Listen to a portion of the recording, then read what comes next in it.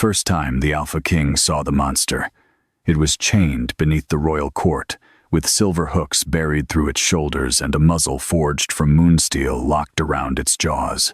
The nobles stood above it in their black velvet and winter furs, whispering prayers to the old moon, as if prayer could make cruelty look holy.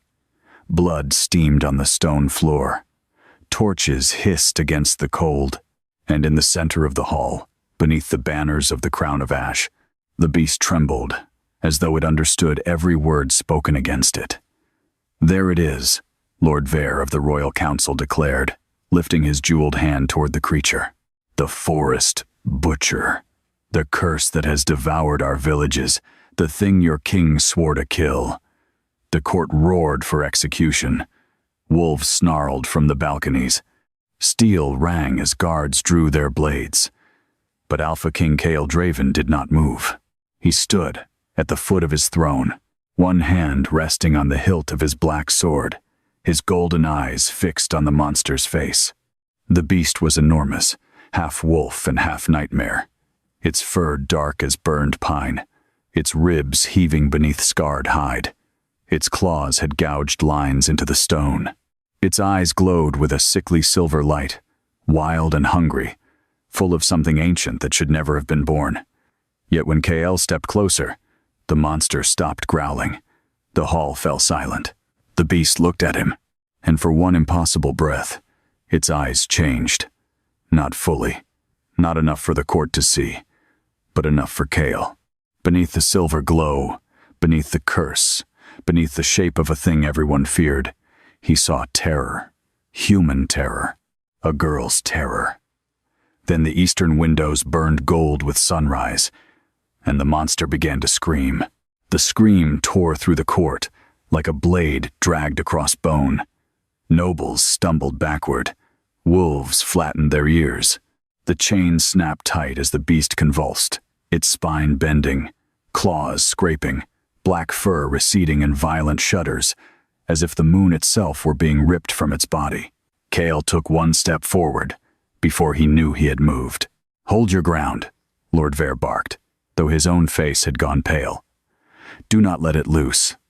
The guards pulled harder on the chains, and the silver burned through flesh. Smoke rose. The beast collapsed, shaking so violently that the floor trembled beneath it. Its jaws shrank beneath the muzzle.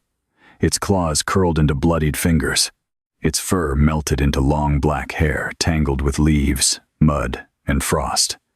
By the time the first full line of sunlight crossed the stone, the monster was gone. In its place lay a young woman, naked beneath the torn remains of the curse, her wrists bound, her shoulders bleeding, her body curled around itself as if she had learned long ago that the world only touched her to hurt her. The court did not gasp with pity. It recoiled with disgust. "Witch," someone whispered. "Moon. Cursed. Kill her before nightfall." Kael's hand tightened around his sword. The girl lifted her face from the stone. She could not have been more than 20. Her skin was bruised by old restraints, her lips split, her throat ringed with scars where collars had been locked too tightly for too many years. On the left side of her chest, just below the collarbone, a mark pulsed faintly beneath the blood. A crescent moon cracked down the center, black instead of silver. Forbidden, ancient, alive. Her eyes found Kael's. For the one heartbeat, he felt his dying wolf rise inside him for the first time in months. Not with rage, not with hunger, with recognition. Then the girl whispered, so softly, only an alpha could hear. "Please, don't let them give it back to me." No one in the kingdom of Ashborne spoke her true name anymore. In the villages along the cursed forest, they called her the Hollow Beast, the Night Eater, the Moon's Mistake. In the royal records, she was listed as a dead child from a burned settlement near the northern border, one of many swallowed by the forest 15 winters before. But before the curse, before the chains, before full moons turned her bones into a prison for the kingdom's darkness, her name had been Alara Wren. Her mother had whispered it like a blessing. Her father had carved it into a wooden charm and tied it above her cradle. Ilara, bright one, beloved one. But beloved things did not survive long in Ashborne. Not when the old moon temple needed a vessel. Not when the royal council needed somewhere to bury the sins of a kingdom. Ilara remembered little of the night she was taken, only fragments that returned whenever moonlight touched water. Her mother's hand slipping from hers, the smell of smoke, the sound of wolves, howling not in hunger, but in warning. She remembered men in white masks carrying lanterns made of bone. She remembered a priestess pressing 2 fingers to her chest and saying, "This one is empty enough to hold it." Then pain, then darkness, then waking beneath the old temple with the crescent burned into her skin, and a voice telling her that she had been chosen to serve the kingdom. Chosen was the word powerful people used when they meant stolen. For years, Ilara had lived between 2 forms.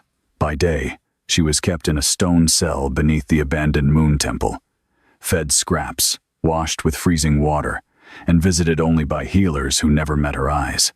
By night, when the full moon rose, the curse opened inside her like a second mouth. Darkness poured into her body from every corner of Ashborne. Plague, rage, bloodlust, treachery, grief, madness, all the rot that should have festered in kings and councils and noble houses. She absorbed it because the mark forced her to. She carried it because no one else wanted to. And when the darkness became too much, it shaped her into the beast. The council told the kingdom the monster came from the forest. They told villagers to lock their doors, burn silver at their thresholds, and pray the Alpha King's army would protect them. What they did not say was that every full moon, royal riders drove criminals, rebels, inconvenient witnesses, and cursed offerings into the trees, then released Ilara after them. When she woke at sunrise covered in blood she did not remember spilling, the priestess would kneel beside her and whisper, "You saved the kingdom another month." Ilara had stopped asking what kind of kingdom survived by feeding a girl its sins. Her wound was not that people hated her. Hatred, at least, looked you in the eye. Her wound was worse. She had been made necessary and then despised for surviving what others placed inside her. She was the secret the kingdom needed, and the monster it blamed. No one rejected her at a mating ceremony. No lover cast her aside before a cheering pack. Her humiliation was older, quieter, sharper. Every month, the court condemned the beast in public, while secretly sending guards to ensure Ilara remained alive enough to suffer again. Until the winter, the villages began dying without orders. The first slaughter happened in Bracken Hollow, a logging village at the edge of the cursed forest. 27 bodies were found beneath pine trees, torn apart under a moonless sky. That alone proved something was wrong. Ilara only changed beneath a full moon, but the council announced the beast had grown stronger. Fear spread faster than snowmelt. The second slaughter came 3 nights later, then a third. Each time, survivors swore they saw a black wolf larger than a horse, moving between the trees. Each time, silver symbols were carved into the doors afterward, old temple marks Ilara recognized from her nightmares. By the time word reached the capital, Alpha King Kael Draven had already been fighting a war inside his own blood. He had inherited the crown of ash after his father died in a border rebellion, leaving him a throne made of bone, debt, and old lies. Kael was feared across the northern packs, not because he was cruel without reason, but because he had learned early that mercy shown in the wrong room could become a knife in the back of every loyal soldier. He was tall, broad-shouldered, and battle-scarred, with black hair usually tied at the nape of his neck, and eyes the color of a wolf's gaze caught in firelight. Men lowered their voices when he entered. Alphas bowed even when they hated him. His command could silence a hall before a blade was drawn. But beneath his power, his wolf was dying. It had begun as a faint distance between man and beast, a hesitation before shifting, a dull ache beneath his ribs when the moon rose. Then came the dreams, a throne rejecting him, roots of black ash wrapping around his bones, a faceless girl crying in a forest while his wolf clawed at his chest to reach her. The royal healers called it blood fatigue. The old priestess called it divine judgment. Lord Vare called it nothing at all. because naming a king's weakness was dangerous unless one intended to use it. Kale had hidden the truth from the court. He still rode at the head of armies, still presided over trials, still punished treason, but each month his wolf retreated deeper, as though something in the kingdom itself was poisoning the bond between crown and blood. If the Pax learned the Alpha King could no longer fully shift, rival alphas would descend like vultures. If the Council learned how bad it had become, they would begin choosing his replacement before his body cooled. So when Lord Vare entered the war chamber with reports of the forest monster, Kale welcomed the hunt. A beast could be tracked. A beast could be killed. A beast did not whisper from inside his blood that the throne beneath him was built on a buried girl's suffering. The villages demand justice, Vare said, spreading blood-stained maps across the table. He was a thin man with silver hair, pale eyes, and the soft hands of someone who ordered death but never carried it. They say the crown has allowed the monster to feed for too long. Kyle looked at the marks on the map. 3 villages, 3 attacks, 2 close together, 2 deliberate. Monsters do not carve temple symbols into doors. Vare's expression did not change. Fear makes peasants see patterns, and councils hide behind them. A faint silence moved through the room. The commanders lowered their eyes. Vare smiled, as if amused. Then hunt it yourself, your majesty. Bring its head back to the capital. Let the people see that their king still protects them. Still. The word landed softly, but Kale heard the blade beneath it. Still protects them. Still commands. Still has a wolf worth fearing. That night, Kale rode into the cursed forest with 12 of his best hunters, 3 royal trackers, and Lord Vare's nephew, Captain Soren, who claimed he was there to represent the council. Soren was handsome in the polished way of men who admired themselves in sword blades. He spoke often of loyalty, and watched Kale too closely when the moon rose. The forest swallowed them before midnight. Ancient pines stood like black pillars beneath the winter sky. Snow clung to the branches, but beneath the trees the ground was strangely warm, steaming in places where dark roots broke through the frost. No birds called. No insects stirred. Even the horses resisted until Kale dismounted and walked ahead on foot. His wolf should have risen eagerly in such a place, scenting danger, reading the night. Instead it lay weak and restless inside him, ears pinned back, its breath shallow. Then Kale smelled blood. Not fresh, not old, wrong. As if the blood had been spilled many times in the same place, and remembered each wound. He raised a fist. The hunters stopped. Ahead, between the trees, something moved. A shape crouched beside a frozen stream, enormous and black, its shoulders hunched, its muzzle lowered to the water. Moonlight slid over scarred fur. Silver eyes reflected between the branches. One hunter inhaled too sharply. The beast's head snapped up. "Hold," Kale whispered, but Captain Soren fired his crossbow. The bolt struck the beast's flank. It screamed, a sound so human that every wolf in the hunting party flinched. Then it vanished into the trees with impossible speed. The hunters gave chase. Kale cursed and followed, anger burning through the weakness in his blood. They ran beneath branches that clawed at their faces, across roots slick with frost, through fog that smelled of wet stone and old graves. Twice, Kyle saw the beast ahead of them. Twice it slowed, not because it was wounded, but because it kept looking back, as if trying to lead them away from something. Then they found the children, 3 of them, hidden beneath the roots of a fallen pine, wrapped in a torn cloak. Alive, shivering, their faces streaked with ash. The oldest, a boy no more than 8, clutched a wooden charm so tightly his knuckles had gone white. Kale knelt before him. "Who put you here?" The boy's lips trembled. "The monster," one of the hunters spat. "It was saving them for later." The boy shook his head violently. "No, it killed the red-eyed wolves. It carried my sister. It put us here before the men in white masks came back." Kyle went still. Behind him, Soren said, "Children in shock tell strange tales." Kyle rose slowly. White masks? The boy nodded. Like bones. For the first time that night, Kale felt his wolf lift its head. They followed the beast's blood trail deeper into the forest, but the trail did not lead to a den filled with bones. It led to a ruined shrine swallowed by ivy and black moss. Old moon symbols covered the stones. Some had been carved centuries ago. Others were fresh. At the center of the shrine lay a circle of silver chains, broken open from the inside. Beside them, half buried in snow, Kale found a strip of linen embroidered with the royal council's seal. No one spoke. Then dawn began to pale the sky, and somewhere beyond the shrine, the monster screamed again. Kyle ran toward the sound alone. He found it in a clearing where the trees bent inward like witnesses.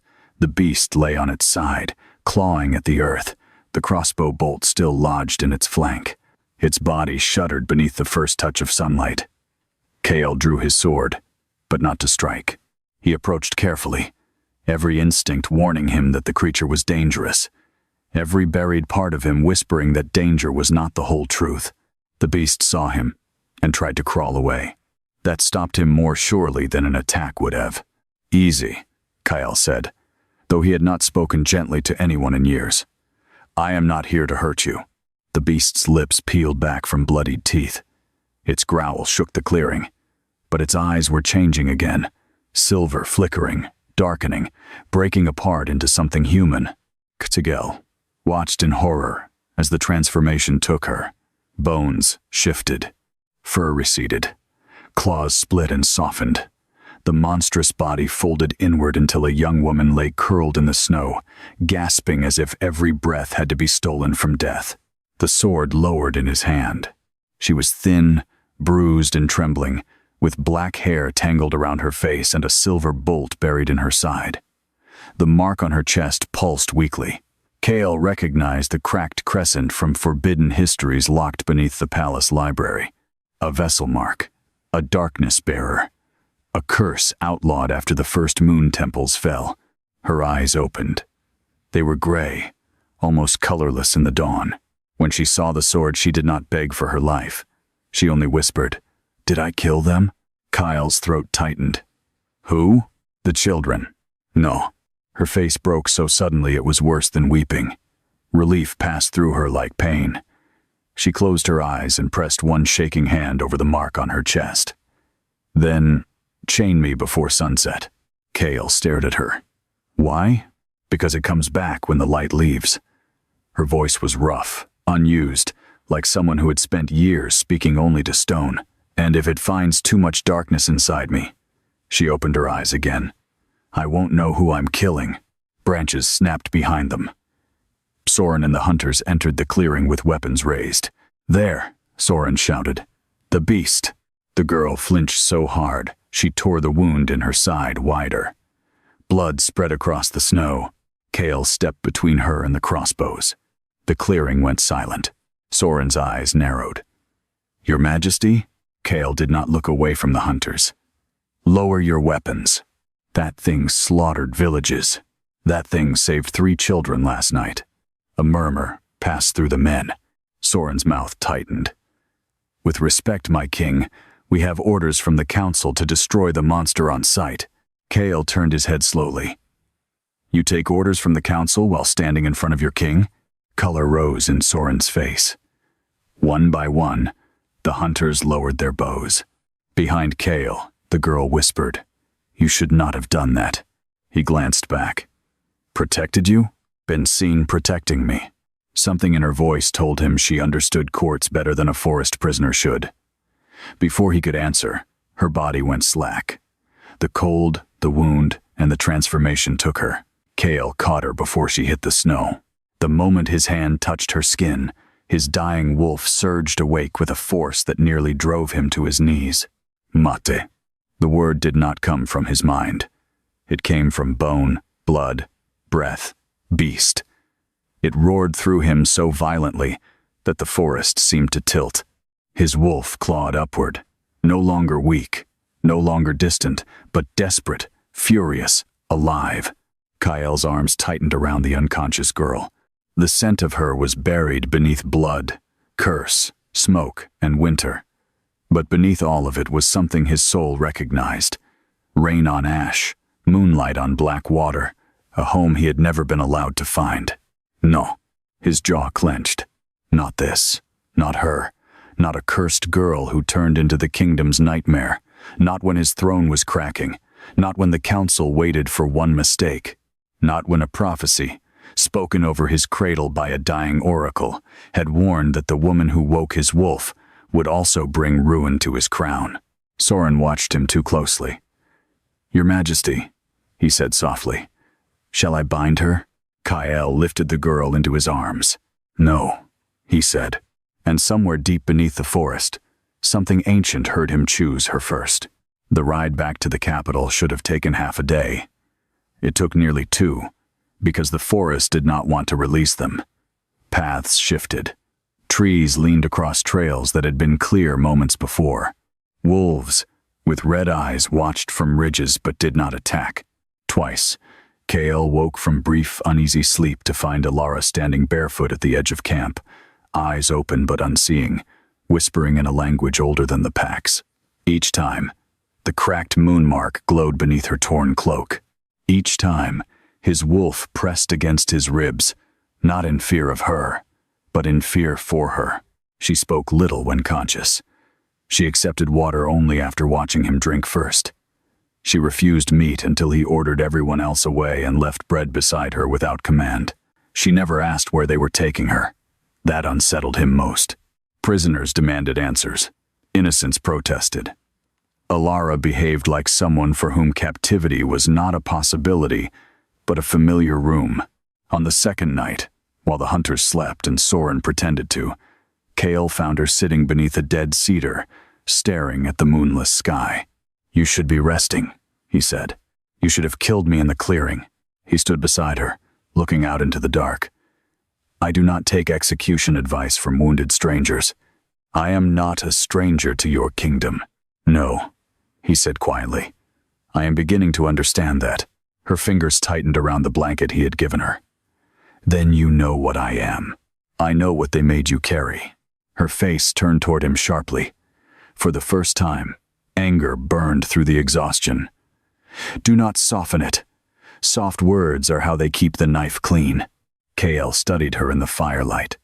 There it was not power, not magic, not the beast. Her strength.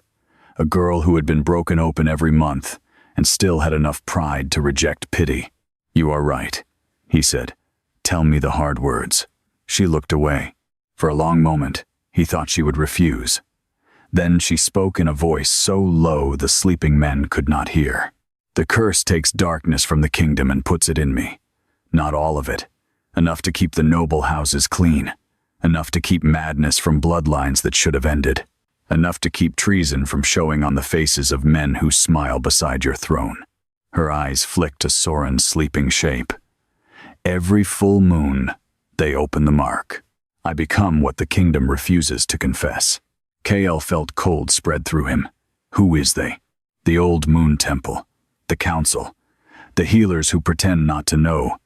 The guards who bring offerings and call them criminals so they can sleep afterward. His hand curled at his side. "Lord Vare?" Her silence was answer enough. "Why the villages?"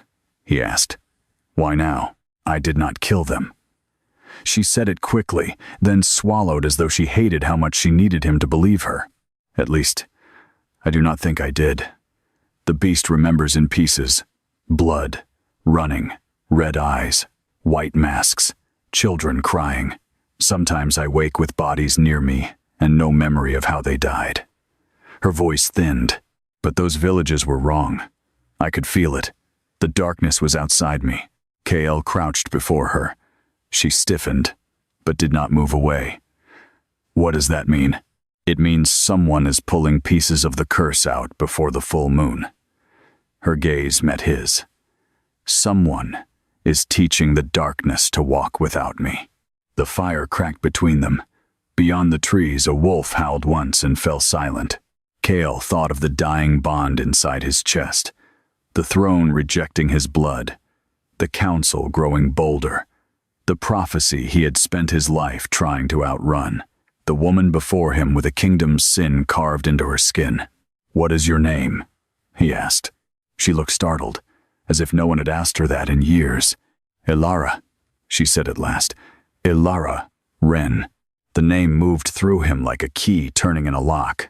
"Ilara," he repeated. Her breath caught at the sound of it. Neither of them spoke after that. But when the wind shifted and she shivered, Cale removed his cloak and placed it around her shoulders. She stared at the dark fabric, at the royal clasp shaped like a wolf crowned in ash, as if it weighed more than chains. "You should not give me things marked with your house," she whispered. "Why?" "Because people will think I belong to you." Cale looked into the trees, where unseen things waited. "Perhaps that is what frightens them." She turned toward him, and for one dangerous moment, the silence between them felt less like suspicion and more like the edge of something neither of them could afford to name. Then the bells of the capital began ringing in the distance. Not welcome bells, trial bells. Lord Vere had reached the city before them, and by the time Cale carried Ilara through the iron gates of Ashborne, the entire royal court had gathered to watch the monster come home. Snow fell over Ashborne in slow, gray sheets as the gates of the capital opened beneath the sound of iron bells. The city climbed the mountain like a wound carved into black stone, its towers sharp as wolf fangs against the winter sky. Smoke drifted from crowded chimneys. Market lanterns flickered beneath the storm. Thousands of eyes followed the royal hunting party as it entered the lower streets, but none lingered on the soldiers for long. They stared at the girl riding beside the Alpha King. Ilara sat wrapped in Cale's black cloak atop a warhorse too large for her slight frame. Her wrists were not chained, though every noble in the city clearly believed they should have been. People moved away as she passed. Some crossed themselves with moon signs. Others spat into the snow. Children hid behind their mothers. Wolves growled low in alleyways without understanding why. The rumors had already outrun them. The forest monster had a human face, and the king had brought it home alive. Cale ignored the whispers as they climbed toward the upper city, though each one sharpened the tension already tightening behind his ribs. His wolf remained awake, painfully awake every time Ilara drew near. That alone was enough to terrify him. For nearly a year, his beast had faded further into silence each day, as if death had begun swallowing it piece by piece. Now it paced inside him restlessly whenever she breathed. The bond should have felt like relief. Instead, it felt like standing too close to a cliff edge in the dark. At the palace gates, rows of royal guards waited with silver spears lowered. Above them, the banners of the Crown of Ash snapped violently in the wind. Lord Vere stood at the top of the black marble steps beside members of the royal council, their fur-lined robes gleaming with silver embroidery. The old priestess of the Moon Temple waited among them in white veils, her pale hands folded calmly as though she were attending a wedding instead of an execution. The moment Ilara saw her, all color vanished from her face. Cale noticed. The priestess smiled. "There is our lost creature," she said softly, though her voice carried across the courtyard with eerie clarity. "You caused quite a panic in the forest, child." Ilara flinched at the word child, more than she had flinched at weapons. Cale dismounted slowly. "She will be treated as a witness until I determine what truly happened in those villages." Murmurs broke across the steps. Lord Vere descended one stair at a time. "Your Majesty," he said carefully, "with respect, this girl is the beast responsible for the deaths. She was also found protecting children, a clever disguise for a predator." Cale's gaze hardened. "You seem eager to condemn her before any questioning." Vere's expression remained smooth. "And you seem eager to defend her." The courtyard stilled. Even the snow seemed to hesitate between them. Cale knew the trap the moment the words left Vere's mouth. The council had spent years surviving kings by learning exactly which rumors destroyed them fastest. Weakness, hesitation, attachment. If the court believed Cale's judgment was clouded by a cursed girl, his enemies would begin circling openly. But then Ilara spoke. "Put me below the palace," she said quietly. Everyone looked at her. Her voice was rough from disuse, but steady. Chain me before nightfall. If the curse breaks loose inside the city, people will die." The honesty in her tone unsettled the court more than denial would have. Kale turned toward her. "You believe you cannot control it?" A shadow crossed her face. "I believe I was never meant to." The priestess stepped forward then, white veils stirring around her like smoke. Her name was Mother Celine, though no one in Ashborne spoke it above a whisper. She had served 3 kings, survived 6 assassination attempts, and guided every royal moon ritual since Kyle was a child. The kingdom treated her like a holy woman. Ilara looked at her like prey, looks at the hand that taught it fear.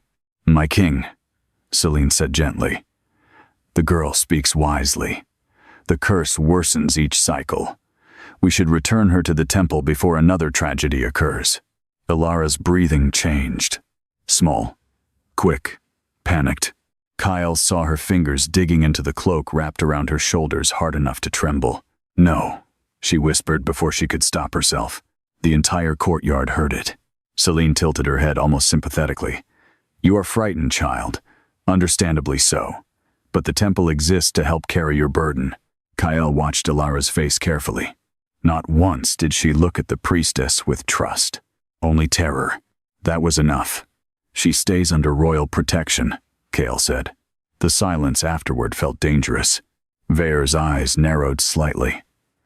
"You would place a moon-cursed vessel inside the palace itself?" "I would place a witness where the council cannot decide her testimony before I hear it." The insult landed cleanly. Several nobles looked away. Celine folded her hands again. "As you wish, Your Majesty. But curses hidden inside castles tend to spread." Kale stepped closer to her. "And secrets hidden inside temples?" For the first time, the priestess's smile thinned. Then she bowed gracefully and stepped aside. The palace servants recoiled when Ilara entered the royal halls. Ashborne Palace was ancient enough to feel alive in places.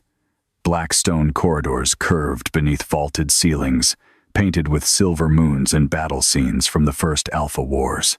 Firelight glowed against dark banners embroidered with wolves crowned in ash. The air smelled of cedar smoke, candle wax, iron, and winter roses from the inner gardens. Ilara walked through it like someone moving inside a dream she expected to shatter. Servants lowered their eyes too slowly. Guards shifted their grips on spears.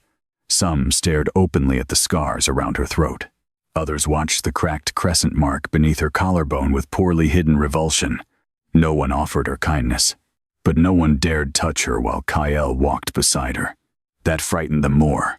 Kale led her not to the dungeon cells beneath the palace, but to the old northern tower, abandoned since his mother's death years earlier. Snow pressed against the narrow windows. Dust covered the furniture. The room smelled untouched, frozen in time. Ilara stopped, near the doorway. "Why here?" "Because no one comes here. Your council will hate that. My council hates many things. That does not mean they failed to destroy them." The bluntness nearly surprised a laugh out of him. Nearly. Kale motioned for the guards to leave. Once the heavy doors shut behind them, silence settled across the chamber. Ilara remained standing near the entrance, tense as a cornered animal. "You can sit," Kale said. Her eyes flicked toward the chairs, then toward the windows, measuring exits. "You think I will lock you inside?" he realized. "You are a king, and?" She swallowed. "Kings do not usually keep monsters unchained unless they plan to use them." The words struck harder than they should have. Kale removed his gloves slowly. "Is that what they did to you?" Ilara said nothing. That silence answered more honestly than speech. He crossed the room and poured hot water into a basin near the fire. "Your wound needs cleaning." Immediately, she stepped backward. Kale paused. Fear. Real fear. Not of pain, of being touched. His chest tightened unexpectedly. "No one will hurt you here," he said carefully. The look she gave him then was almost unbearable. Not disbelief. Worse, the exhausted look of someone who had once believed those words and survived long enough to learn better. Kyle set the cloth beside the basin instead of approaching her. "Do it yourself then." For several seconds, neither moved. Finally, slowly, Ilara crossed the room and knelt beside the basin. She washed the blood from her side with controlled, practiced movements that told him she had tended wounds alone many times before. Beneath the dirt and bruises, her skin carried pale silver scars, shaped like branching roots across her ribs and spine. Not scars from battle. Magic scars. Moon channeling. The curse had been carved through her body repeatedly. Kale looked away before she noticed him staring. Outside, thunder rolled beyond the mountains. "Ilara," he said quietly. "What happens during the full moon?" Her hands stopped moving. At first, he thought she would refuse to answer. Then she spoke without looking at him. "The mark opens. That much I understand." "No," she whispered.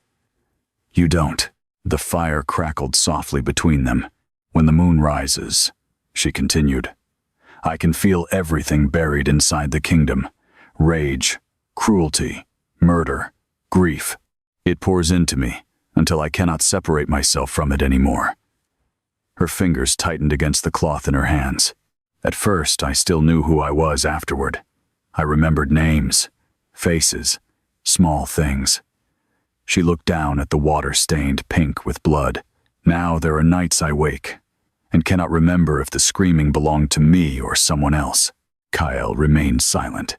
"There are moments," she admitted softly, "when the darkness feels good." That frightened her more than the curse itself. He could hear it. "I become hungry, violent, angry at everything alive. I hear heartbeats and want them to stop." Her voice trembled for the first time, and the worst part is that sometimes I think those feelings are mine. Kyle moved before thinking. He crouched in front of her. Ilara froze instantly, but he did not touch her. "Listen to me," he said quietly. "No child is born wanting blood." Her gray eyes lifted slowly toward his. "What they forced into you is not the same thing as who you are."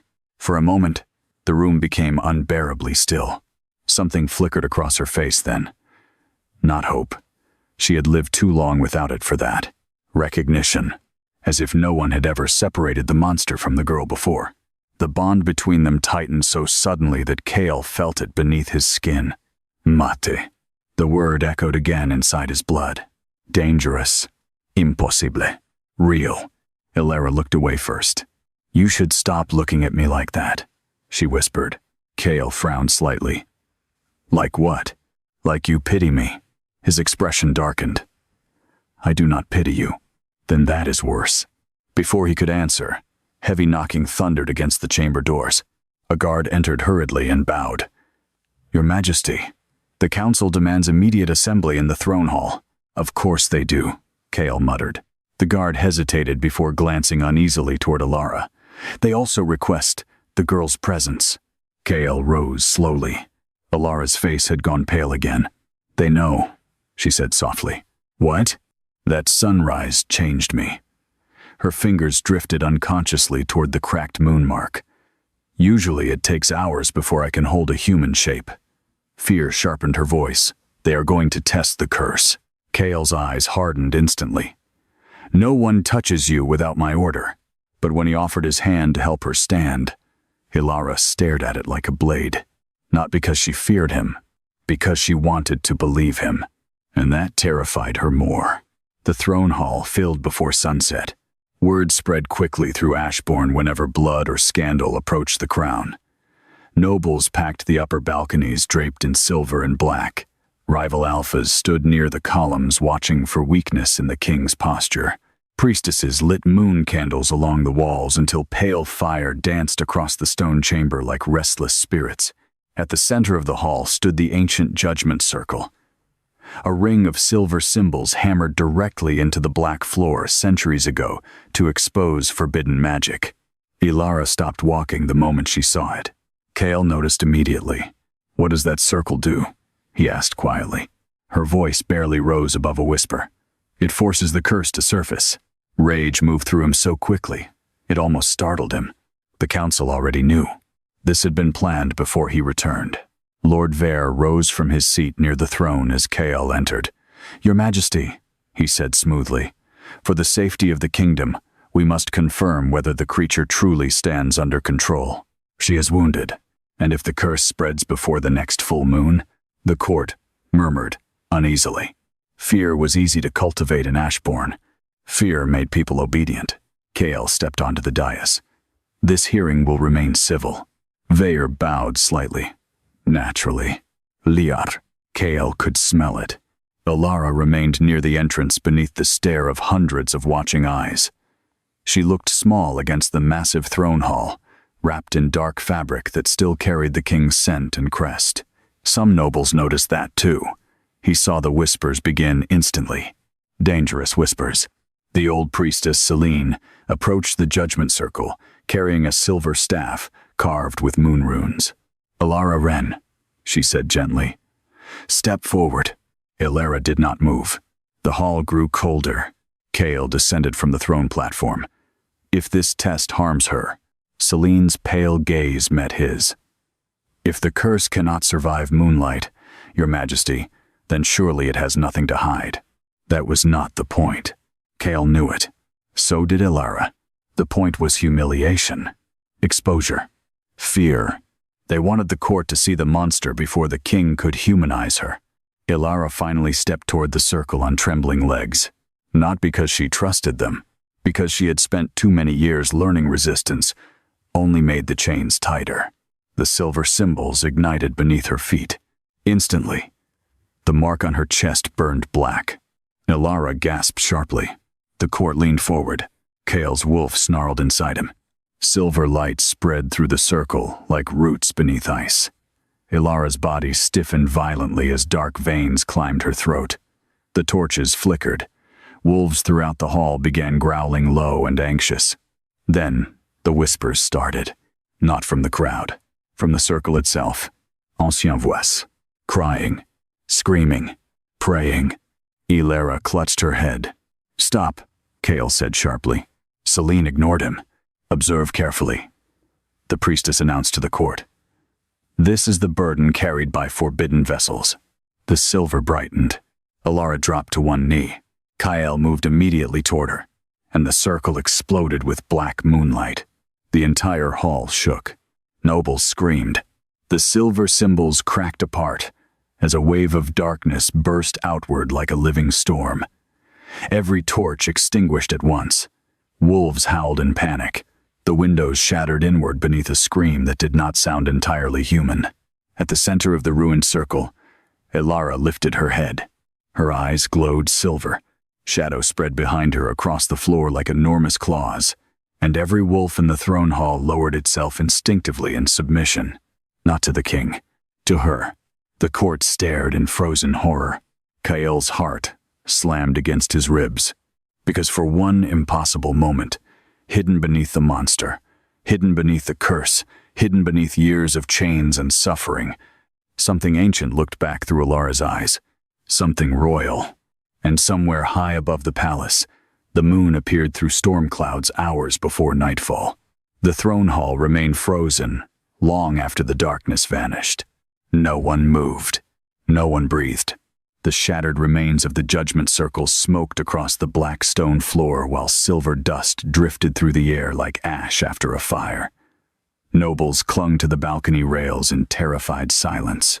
Several guards had fallen to one knee without understanding why their wolves had submitted. Even the banners hanging from the vaulted ceiling hung strangely still, as though the hall itself feared making noise. At the center of the ruined circle, Alara knelt trembling. The silver light had faded from her eyes, leaving them gray again, but shadows still curled faintly beneath her skin, like veins of smoke trapped inside glass. Blood slid from one nostril down her mouth. Her breathing sounded wrong, painfully shallow, like something inside her had cracked open. Kyle descended the dais immediately. "Do not touch her." The command came from Lord Veer. Too fast, too sharp.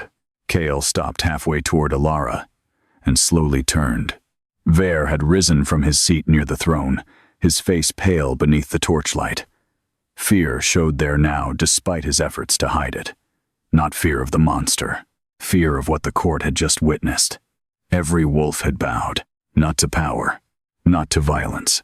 Instinctively, anciently, as if something buried deep in pack memory had awakened for the first time in centuries. "She nearly destroyed the hall," Ver said, recovering his composure. "The curse is escalating exactly as we warned." Kael's gaze darkened. "Your test caused this. The kingdom deserves to know what lives inside its walls. The kingdom deserves to know why the royal council kept a cursed girl imprisoned beneath a temple for 15 years. The silence that followed struck harder than a scream. Faces shifted across the balconies. Confusion. Shock. Fear. Alara looked up slowly from the broken circle. For the first time since entering the palace, she looked frightened, not for herself, but for him. "Kael," she whispered. It was the first time she had spoken his name. The sound of it hit him like a blade dragged slowly beneath his ribs. "Mate." His wolf surged violently. Several nearby alphas staggered at the force of the scent suddenly flooding the hall. It burst free before Kael could contain it.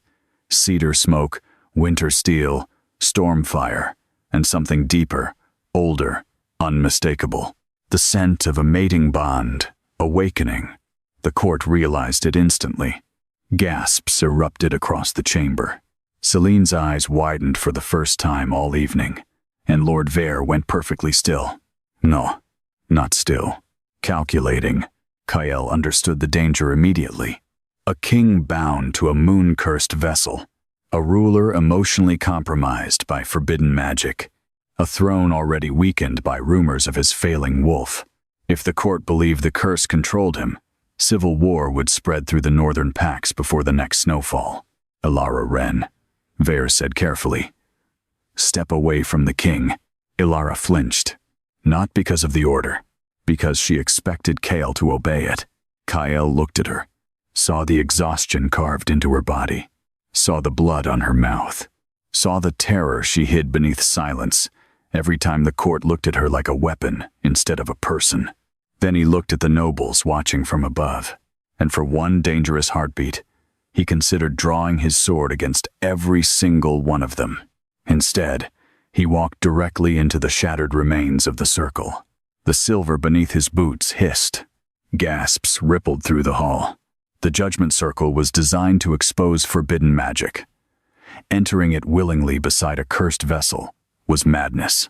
Kael ignored them all. He crouched before Alara and held out his hand. "Stand." The entire court stared in disbelief. Alara looked at his hand as though it burned. "You should not do this publicly," she whispered. "That implies I intend to hide it privately." Her breath caught. Very slowly, uncertainly, she placed her trembling hand in his. The moment their skin touched, the broken silver symbols across the floor lit again. A collective cry tore through the throne hall. Moonlight exploded upward around them in a pillar of pale fire. Kael's wolf roared awake inside him. Not weak, not dying, alive. For the first time in nearly a year, strength flooded his veins so violently it almost drove him to his knees. His senses sharpened instantly: heartbeat, breath, fear, blood, snow, melting beyond the windows.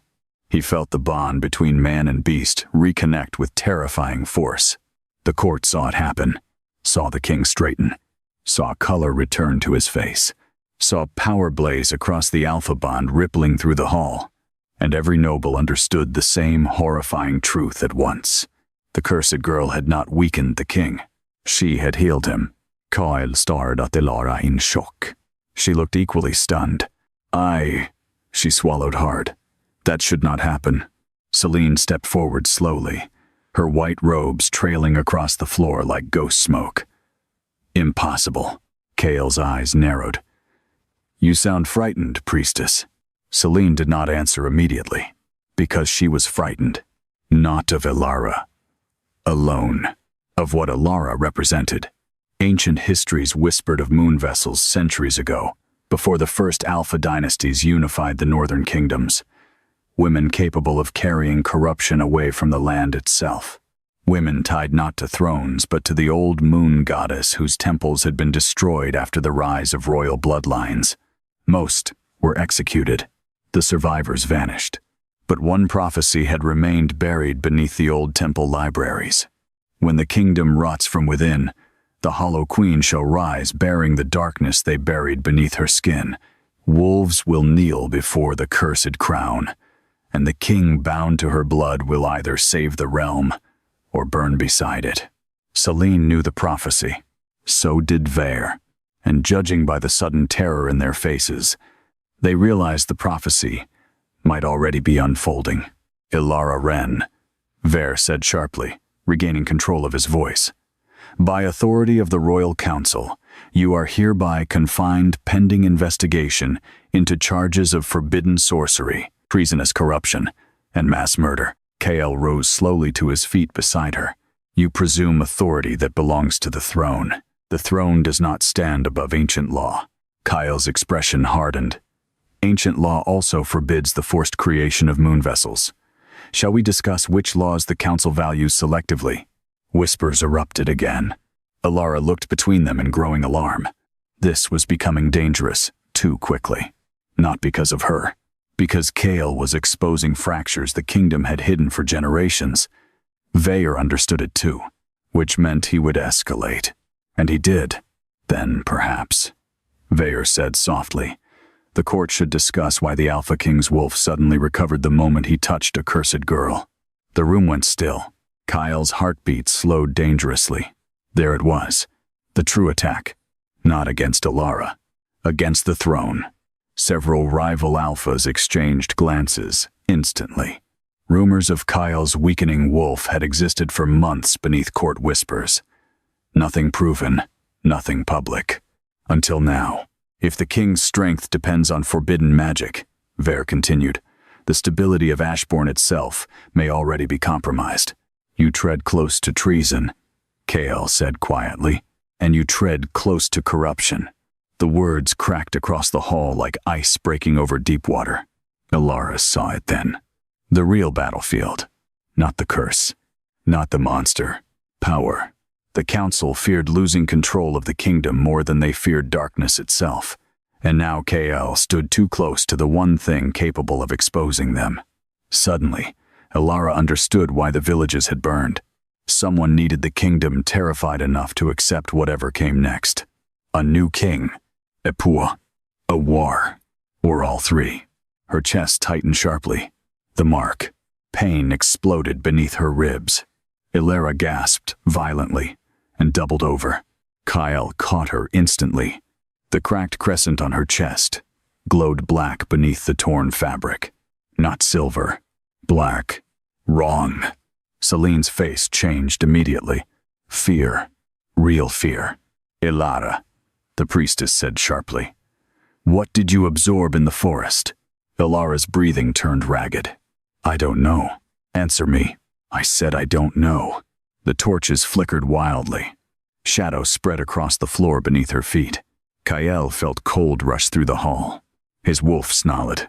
Something was moving inside the curse. Something awake. Ilara clutched at her chest in panic. No. The shadow beneath her split open, and another voice whispered from inside it. Not Ilara's voice. Amen's. Ancien. Rotting. Hungry. The gate is weakening. The throne hall erupted into chaos. Guards drew blades. Nobles screamed. Several wolves shifted partially in panic, claws ripping through silk and stone. Kael pulled Ilara behind him immediately as black smoke burst from the cracked moon mark across her skin. The darkness did not move like magic. It moved like something alive. Faces twisted inside it, dozens of them, crying, screaming. Mouths opening silently beneath the smoke, as if souls themselves had been trapped within the curse for centuries. Selene staggered backward in horror. No, she whispered. It should not be conscious yet. Kael heard that. His gaze snapped toward her instantly. Yet? Too late. The shadow surged outward violently before she could answer. The nearest guard screamed as black smoke wrapped around his throat and hurled him across the hall hard enough to crack stone pillars. Wolves throughout the chamber went mad with panic. Several nobles rushed toward the exits, only to slam against doors suddenly sealed by writhing darkness. Ilara dropped to the floor shaking. It's awake, she gasped. Kael, run. He ignored the warning and knelt beside her. What is happening? Terror filled her eyes. The darkness remembers him now. Him who? Before she could answer, the shadow behind her rose upward into the shape of something enormous, not fully formed, just a silhouette, a monstrous wolf-like figure with burning silver eyes. The entire throne hall froze beneath its presence. Ancient power flooded the chamber so heavily even rival alphas lowered themselves instinctively. Then the creature looked directly at Kael and smiled, not with lips, with recognition. Kael felt ice slide through his veins, because buried beneath the monstrous shape, he recognized the crown, not physically, spiritually. En alpha, ancien, royal, dead. What are you? Kael demanded. The shadow's voice rolled through the hall like distant thunder. I was king, before your bloodline learned to kneel to fear. Then the darkness vanished. Instantly, the pressure disappeared from the room, so abruptly, several nobles collapsed, gasping. Ilara lay unconscious against the shattered stone floor. Kael caught her, before her head struck the ground. The hall remained silent, except for terrified breathing. No one moved. No one dared speak first. Finally, one of the elder nobles whispered the thought haunting every mind in the room. The first king, Lord Vare's face had gone completely bloodless. Selene looked worse, not shocked. Guilty. Kael rose slowly with Ilara in his arms. His eyes swept across the court, across the council, across the priestess, across the men who had spent years ruling through fear, while hiding truths beneath temples and forests and blood rituals. Then his voice cut through the silence like a drawn blade. Clear the hall. No one argued, because for the first time in years, the Alpha King looked truly terrifying again. And somewhere beneath the palace, far below the throne and stone and royal banners, something ancient began waking in chains. The throne hall emptied in terrified silence. Nobles fled without dignity. Council members abandoned arguments mid-breath. Guards dragged the injured from the broken chamber while refusing to look too closely at the cracks spreading across the black stone floor beneath the shattered judgment circle. Even the wolves of the royal guard remained uneasy, pacing restlessly with ears flattened, as though they could still smell the ancient thing that had spoken through Ilara's curse. Only 3 people remained when the doors finally sealed shut. Kael, Ilara, unconscious in his arms, and Mother Selene. The old priestess stood near the ruined circle, her white robe stained with ash, her pale face stripped of its usual calm. For the first time since Kael had known her, she looked old, not wise, not holy, afraid. Kael carried Ilara to the base of the throne dais and laid her carefully across the fur-covered steps. Her skin burned with fever. Black veins still flickered faintly beneath her throat, before vanishing again beneath pale flesh. His wolf remained fully awake, watching her, guarding her. Every instinct inside him screamed that she was in danger, not from the curse, from the people surrounding it. Kael rose slowly and turned towards Selene. What did I just see? The priestess remained silent. Kael descended the dais one deliberate step at a time. You will answer me. Selene lowered her gaze briefly. Not here. Then perhaps you would prefer the dungeon. Her eyes lifted sharply. The threat was real. For years, the court had whispered that Kael inherited too much of his father's brutality and too little of his mercy. Tonight, those whispers no longer felt exaggerated. You do not understand what you are protecting, Selene said quietly. Kael stopped directly in front of her. No, I understand perfectly. A girl was chained beneath your temple while the kingdom called her a monster. Pain flickered across the priestess's face. Not guilt. Memory. You think I wanted this? She whispered. You kept her there, to keep the kingdom alive. Rage surged through him instantly. Do not dare call torture duty.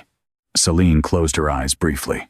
When the old moon temples fell, she said at last, the darkness buried beneath this land did not disappear. It spread. Villages turned on themselves. Wolves slaughtered entire packs during blood frenzy. Madness consumed the northern kingdoms. The first royal houses, nearly collapsed within a generation. Her voice roughened. Then, the vessels were created.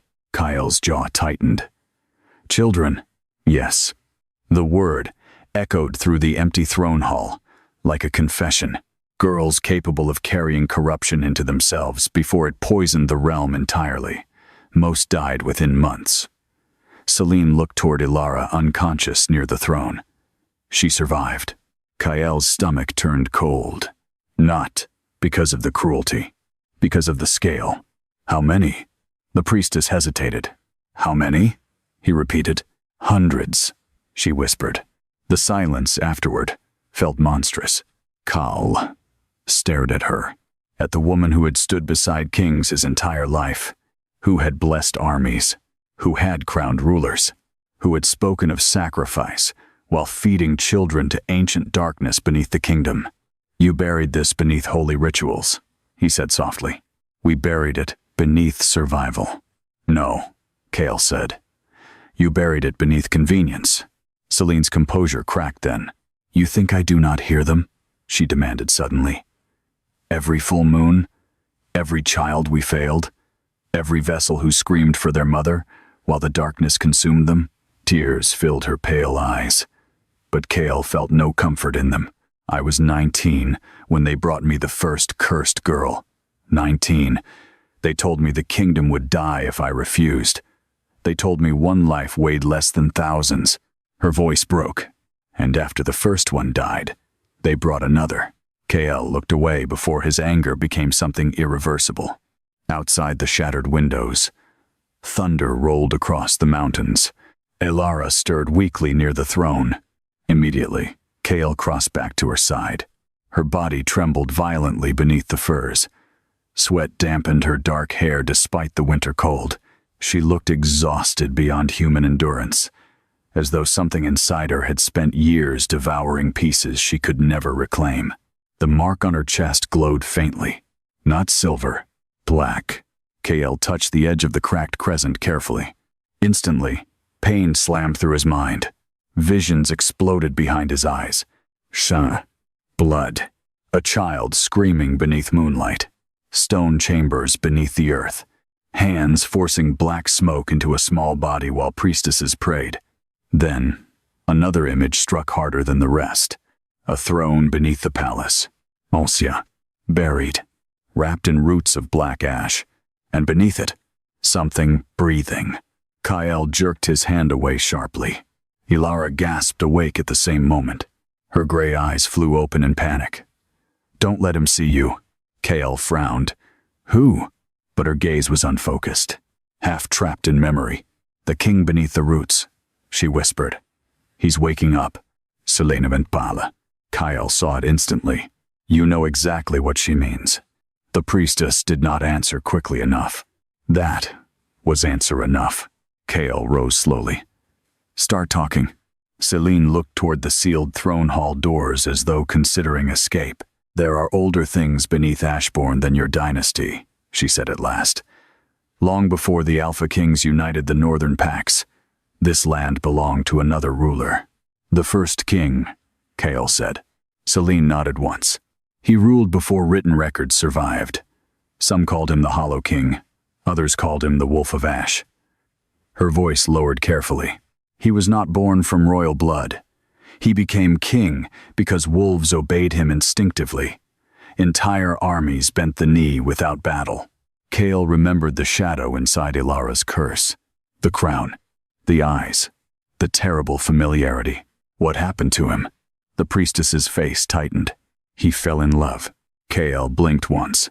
Not the answer he expected. Celine continued quietly. The woman he chose carried moon magic older than the packs themselves. Together they were powerful enough to unite the kingdoms. But the noble houses feared them. They believed their bloodline would become untouchable. Her gaze drifted toward Ilara. So they betrayed them.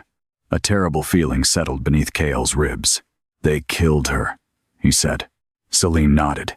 And when the king learned what they had done, her voice thinned. The darkness answered him. The storm outside intensified. Lightning flashed through the shattered windows.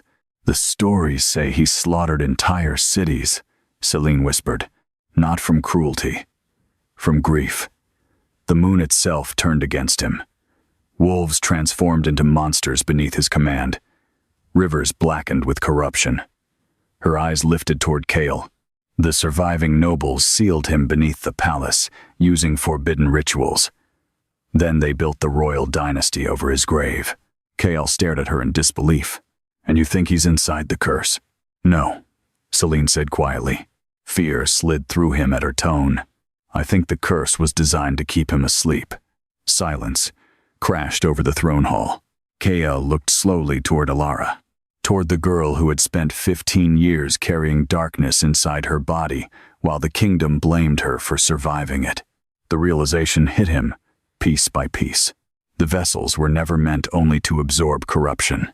They were feeding something, keeping something imprisoned. And now, it was waking. Ilara, Kyle said carefully, kneeling beside her again. Look at me. Her eyes opened weakly. When did the voices begin? She swallowed painfully. A few months ago. What changed? At first, she looked uncertain. Then fear crossed her face. The council started opening the mark early. Selena stiffened. Ilara's fingers tightened against the furs. Not every month. Only sometimes. They said the kingdom was becoming unstable. That the darkness needed more space. Her breathing grew uneven. But after each ritual I could feel something deeper beneath it. Watching me. Kyle's gaze sharpened. Why didn't you tell anyone? A hollow laugh escaped her. Who exactly was I supposed to trust? The question struck harder than accusation. Kale looked away briefly. Because she was right. Everyone who should have protected her had failed. Even him, though he had not known her existence until days ago. He still wore the crown built above her suffering. Ilara studied his face quietly. You didn't know, she whispered. Kale met her eyes again. No, he admitted. But I should have. Something softened in her expression then. Not forgiveness. Something more fragile. Understanding. Before either could speak again, pounding erupted against the throne hall doors. Your Majesty. Kyle turned sharply. A guard's voice came through the iron. The northern watchtowers are under attack. The hall froze. Kyle crossed the chamber and threw the doors open. 3 guards stumbled inside, covered in blood and snow. One had claw marks ripped across his chest. Another could barely stand. What happened? The captain dropped to one knee, breathing hard. The black wolves returned. Kale's expression darkened instantly. How many? That's the problem, sire. The captain looked shaken to the bone. They weren't wolves. Cold spread through the hall. The captain swallowed hard. They looked human when the moonlight touched them. Ilara went deathly pale. Kyle saw it immediately. What is it? Her voice trembled. The curse is spreading. The words barely left her mouth before screams echoed from somewhere deep beneath the palace. Not above. Below. Every torch in the throne hall extinguished at once. Darkness swallowed the chamber. Then came the sound. A deep metallic groan rising from beneath the stone foundations of Ashborne itself. Chai. Massive chain. Breaking underground. Celine staggered backward in horror. No! The palace shook violently. Dust rained from the ceiling. Guards stumbled. Stone cracked beneath the throne dais with a sound like thunder splitting mountains apart. And far below them, something ancient laughed. The sound rolled upward through the foundations of the palace, low and malevolent and unbearably old. Not loud, worse than loud, intimate, as if it whispered directly into the bones of everyone who heard it. Ilara clutched her chest in agony. Kyle caught her before she collapsed again. The cracked moon mark burned black beneath her skin. And for the first time since the hunt began, Kyle realized the kingdom was not facing a monster. It was facing the return of a king. The palace did not stop shaking for nearly a minute. Stone groaned beneath ancient pressure. Cracks spread across the throne hall floor like black lightning, while dust drifted from the vaulted ceilings in gray clouds. Somewhere deep below, Metal screamed again, the sound of colossal chains dragged slowly across rock after centuries of strain. Then silence returned. Not peace. Waiting. Every wolf inside the palace began howling at once. The sound rose from the lower barracks, the servant quarters, the guard towers, the royal kennels. Thousands of voices crying into the winter dark with instinctive terror. KL felt his own wolf pacing violently beneath his skin. Not afraid. Preparing. Outside the shattered windows, snow twisted sideways beneath a wind that smelled faintly of ash and wet earth, as though something buried underground had finally taken its first breath. Ilara. Her name came out sharper than intended. She looked up weakly from where he still held her upright against the throne dais. The black veins beneath her throat had faded again, but her skin remained pale with exhaustion. What exactly happens if this thing wakes completely? Fear crossed her face instantly. Not fear for herself. For everyone else. I don't know, she whispered. The voices never say clearly. They only... She swallowed hard. They only scream. KL's jaw tightened. The guards exchanged uneasy glances nearby. One of them, Captain Reese, stepped carefully forward. Unlike Soren, Reese had served KL since the border wars and rarely frightened easily. Tonight, his face looked carved from ice. Your Majesty, he said quietly, the lower city is already panicking. People saw the moon rise early. Rumors are spreading about the throne hall. Of course they were. Ashborne survived on fear the way wolves survived on blood. And tonight, fear had tasted something real. Kyle looked toward the shattered windows overlooking the city below. Bells were ringing across the capital now. Warning bells. Citizens flooding the streets. Temple fires burning brighter along the lower districts. How much did the court see? He asked. Reese hesitated. Enough. Meaning everything. The king's sudden recovery. The bond. The wolves kneeling. The shadow wearing a crown. Perfect. Civil unrest by dawn. Rival alphas within days. Assassination attempts shortly after. And through it all, Ilara remained at the center of the storm. Not because she wanted power, because powerful people had built their survival around her suffering for too long. Kale looked toward Lord Vare's abandoned seat near the throne. Empty. His expression darkened instantly. Where is the council? Celine answered quietly from across the hall. Gone. Kale turned sharply. The priestess stood rigid beside the ruined judgment circle. Her face drained of color, as though she finally understood how close disaster truly stood. They left the moment the palace shook, she continued. If Vare believes the first king is waking, he will move quickly. To do what? Her silence lasted too long. Selene. The old priestess closed her eyes briefly. There is a fail-safe beneath the old temple. Cold slid through Kale's chest. What kind of fail-safe? Ilara. The hall went still. Kyle stared at her. Celine's voice trembled for the first time since he had known her. The vessels were never intended to survive long. If the darkness ever became unstable beyond control. She looked toward Ilara with visible shame.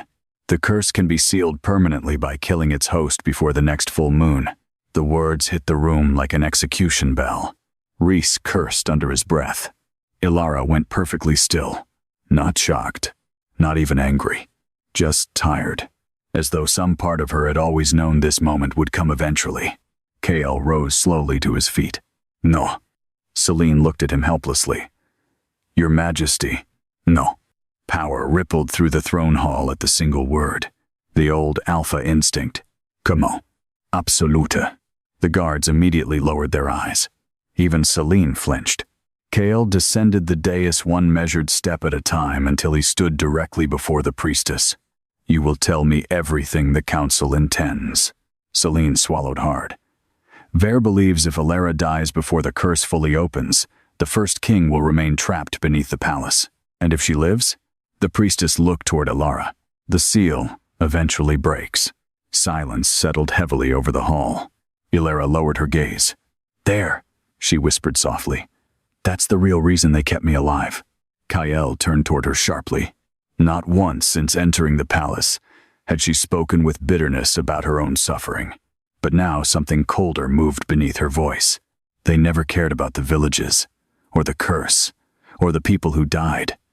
Her fingers tightened around the furs draped across her shoulders. I was just a wall built around something worse. Kael watched her carefully. The realization was changing her, not into something cruel, something dangerous, because hopeless people obeyed. But people who discovered their suffering had been meaningless. They burned kingdoms down. Ilara, Kael said carefully. Her gray eyes lifted to his. If the seal breaks, he asked quietly, can you stop it? She laughed, softly. It was the saddest sound he had heard in years. I can barely stop myself. The palace bells rang again outside. Closer this time. Then screams echoed faintly from the lower city. Rhys turned instantly toward the windows. Your Majesty. Kael crossed the hall in 3 strides and looked down over Ashborne. Smoke rose from the northern district. Not ordinary smoke. Black, moving unnaturally through the streets. Like living fog. Wolves ran below in panic. People screamed. And within the darkness, figures moved. Human shapes. Wrong shapes. Ilara appeared beside him silently. The moment she saw the smoke, horror filled her face. The corrupted. Kael looked at her sharply. Explain. Her breathing quickened. The darkness doesn't always kill what it touches. Sometimes, if there's enough rage already inside someone. She swallowed hard. It changes them. As if answering her words, one of the black figures below lunged through the street and tore a running man apart with impossible speed. The palace guards cursed. Rhys drew his sword instantly. Those aren't wolves. No, Ilara whispered. They're people. Kael watched the chaos spreading through the lower district. Fast. Too fast. Which meant the corruption had already existed inside the city before tonight. Vea. The realization hit instantly. The council had not been trying to stop the darkness. They had been experimenting with it. Kael turned sharply toward Celine. What did they do? The priestess looked sick. Months ago, the council discovered traces of the corruption could strengthen weakened wolves temporarily. Shame thickened her voice. Aggression increased. Healing accelerated. Rival packs became easier to control. Kael stared at her in disbelief. They fed darkness to their own soldiers. Only small amounts at first. Gots. Celine's voice cracked. Vere believed he could weaponize it. Outside, another explosion shook the city. Black smoke climbed higher through the streets. The corrupted were spreading, and Ilara was staring at them with growing panic. Kael noticed immediately.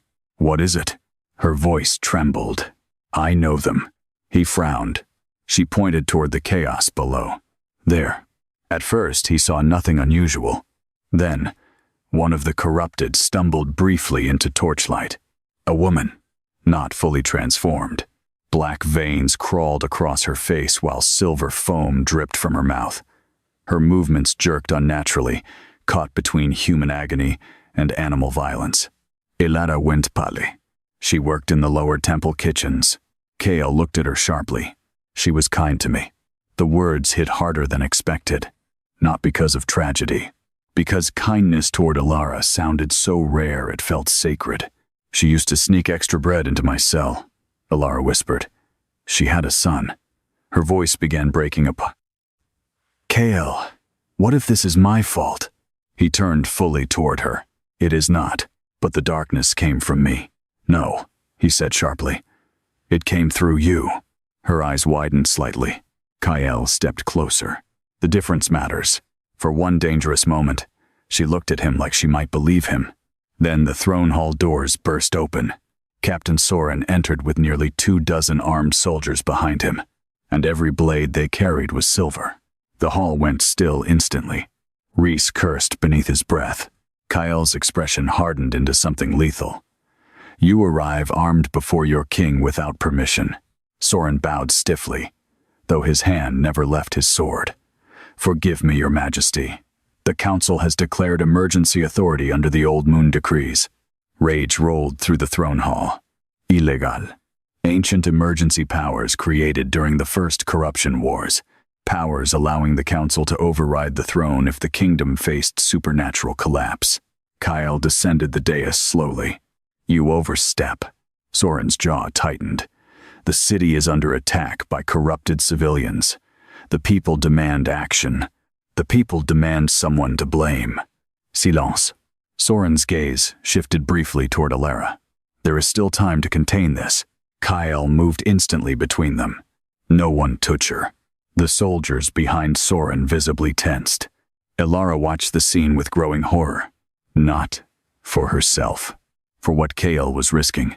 The council does not seek conflict with the crown, Soren said carefully.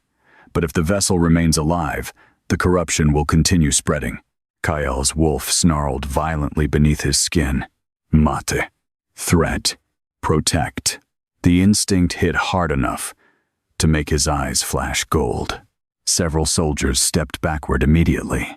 You forget who commands this kingdom, Kale said softly. No, Soren answered. I remember exactly. Which is why this pains me. And then Kale saw it. Not ambition. Not hatred. Fear. Real fear. Soren genuinely believed killing Alara would save Ashborne. That made him more dangerous than a simple traitor. Alara, Soren said quietly, looking at her directly for the first time.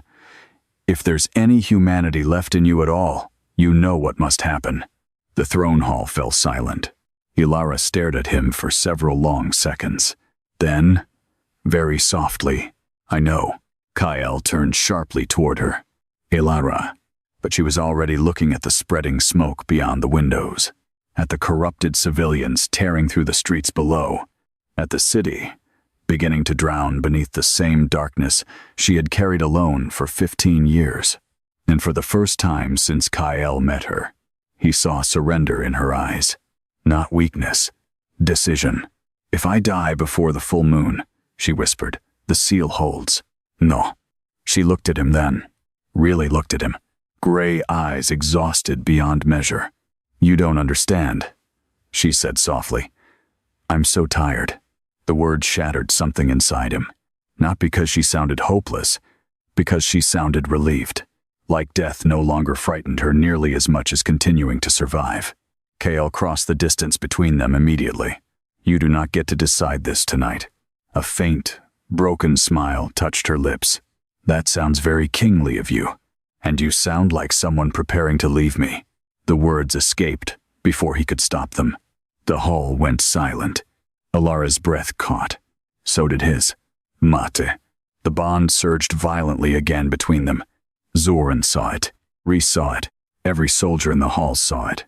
The Alpha King of Ashborne was in love with the cursed girl. Goads. Kale had not even admitted it fully to himself, until the fear of losing her spoke aloud in his place. Alara stared at him like he had struck her, not because she doubted him, because she wanted desperately to believe him, and that terrified her, more than chains ever had. Suddenly, the palace shook again, harder this time. A deafening crack echoed from somewhere below the throne hall. Then came the scream. Not human. Not wolf. Ancien. The stone floor split directly beneath the ruined judgment circle. Everyone stumbled backward as black roots erupted upward through the cracks, twisting violently across the hall like living veins.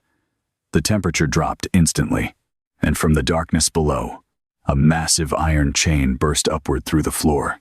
Broken. Something beneath the palace had finally torn one of its restraints free. Then a voice rolled upward from the abyss beneath Ashborne. Deep. Male. Terrifyingly calm. Bring me the girl. The voice beneath the palace did not echo. It settled, heavy and ancient and impossibly alive, vibrating through the throne hall stones as though the entire mountain itself had spoken. Bring me the girl. Every torch reignited at once in violent black flame. The soldiers recoiled instinctively. Several dropped their weapons. One young guard began whispering prayers so quickly he could barely breathe. The broken iron chain sprawled across the ruined judgment circle, thick as a man's torso, covered in old symbols burned deep into the metal. Not royal symbols. Warnings. Alara stared at the chain in horror. Her lips parted soundlessly. Kyle saw recognition there, not of the voice itself, of loneliness. The realization chilled him. The thing beneath the palace was not merely calling to the curse. It was calling to her. Soren recovered first. "Now you hear it yourselves," he snapped toward the soldiers. "The corruption speaks through her." "No," Alara whispered suddenly. Everyone looked at her. Her eyes remained fixed on the broken chain. It spoke through the seal. "Silence." Kale stepped closer immediately. "What does that mean?" Her breathing quickened. The voice didn't come from inside me. She looked up slowly, fear sharpening every word. It came from below.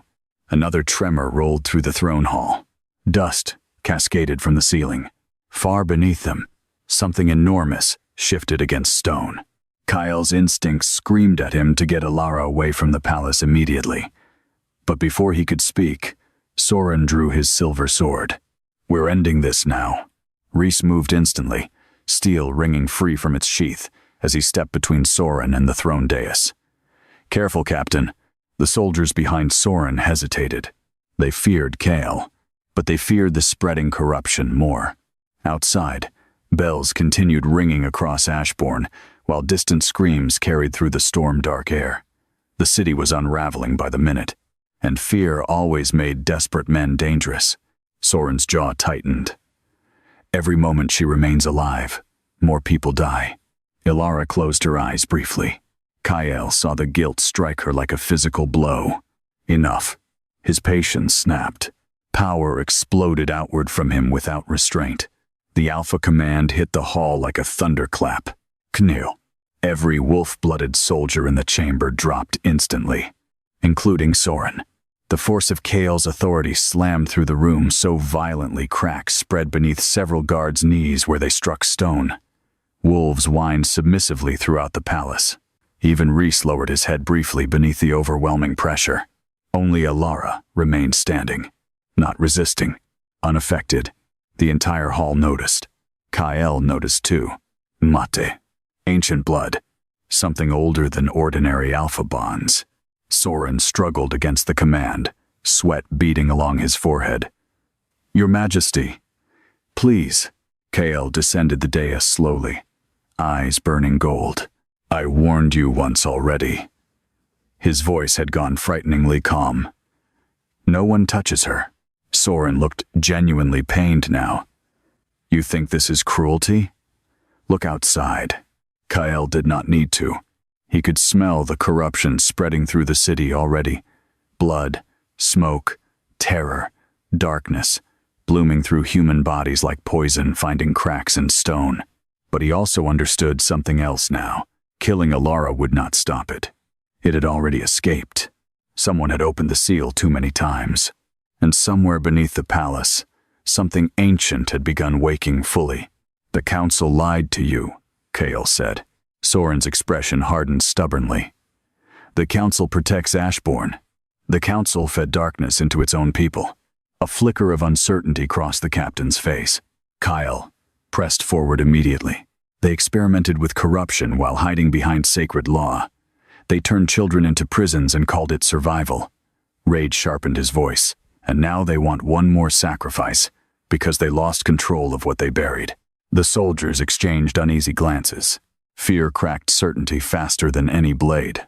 Soren looked toward Alara. She stood motionless beside the throne dais, pale beneath the firelight, dark hair tangled around scarred shoulders, looking less like a monster than a woman too exhausted to defend herself anymore. The image unsettled him. Good. Kyle wanted them unsettled. Wanted them forced to see her as human after years of hearing only stories about beasts in the woods. Then, Alara spoke quietly. "He's right." The room froze. Soren frowned. Alara swallowed hard before continuing. "The corruption spreading through the city. It doesn't feel like mine anymore." Kale turned sharply toward her. "What do you mean?" Her gray eyes lifted slowly toward him. "The darkness inside me always felt trapped, angry, but contained." Fear crept into her expression. "This feels hungry." Another scream echoed from the city below. "Lum," agonized, followed by snarling. Rhys moved toward the shattered windows and cursed softly. The corrupted reached the upper districts. Too fast. Gods. The palace itself. would be under attack before midnight. Kyle looked toward Ilara again. She looked back at him with growing certainty. The seal is failing completely. Can it be restored? At first, she did not answer. Then very quietly, I think that depends on him. The broken chain beneath the judgment circle rattled violently. The entire throne hall flinched. A deep laugh rolled upward again from below the palace foundations. Not cruel, almost amused. Then came another voice, not spoken aloud this time. Inside Kale's head, you wear a stolen crown. Kyle stiffened instantly. The others had not heard it. Only him. His wolf snarled violently beneath his ribs. Who are you? The answer came slowly, like claws, dragging across stone. The king your blood betrayed. Pain exploded suddenly behind Kale's eyes. Vision slammed into him hard enough to stagger. A throne room, drowned in blood. Wolves tearing soldiers apart. A dark-haired king kneeling beside a dying woman, while moonlight burned silver across her skin. Then fire. Chang. Screaming. Burial. Beneath stone. Kyle caught himself against a pillar, breathing hard. Ilara, Rhys said sharply, seeing his expression. What's happening to him? Her face had gone pale. He can hear the bond. Kyle looked toward her immediately. Bond?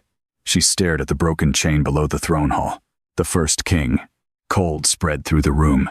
Ilara, Kale said carefully. What exactly are you hiding from me? Pain crossed her face instantly. Not because she wanted secrets, because she feared the answer. The voices inside the curse. Her fingers trembled slightly. They've spoken to me since I was little. Most are only echoes, fragments. She swallowed hard, but one voice remained clear. The hall fell silent around her. He never screamed, she whispered. He only waited. Another tremor shook the palace. The black roots spreading across the floor twisted farther through the stone. Kale watched her carefully. And what did he tell you? Ilara's eyes glistened faintly in the firelight. He said one day the kingdom would remember what it buried alive. Silence. Gods. Kale finally understood. The first king had been speaking to her for years, not controlling her, keeping her alive. The realization changed everything. Celine seemed to realize it too. Her face went utterly bloodless. No, she whispered. That's impossible. Ilara looked toward the priestess slowly. You told them the vessels couldn't survive the full corruption, she said softly.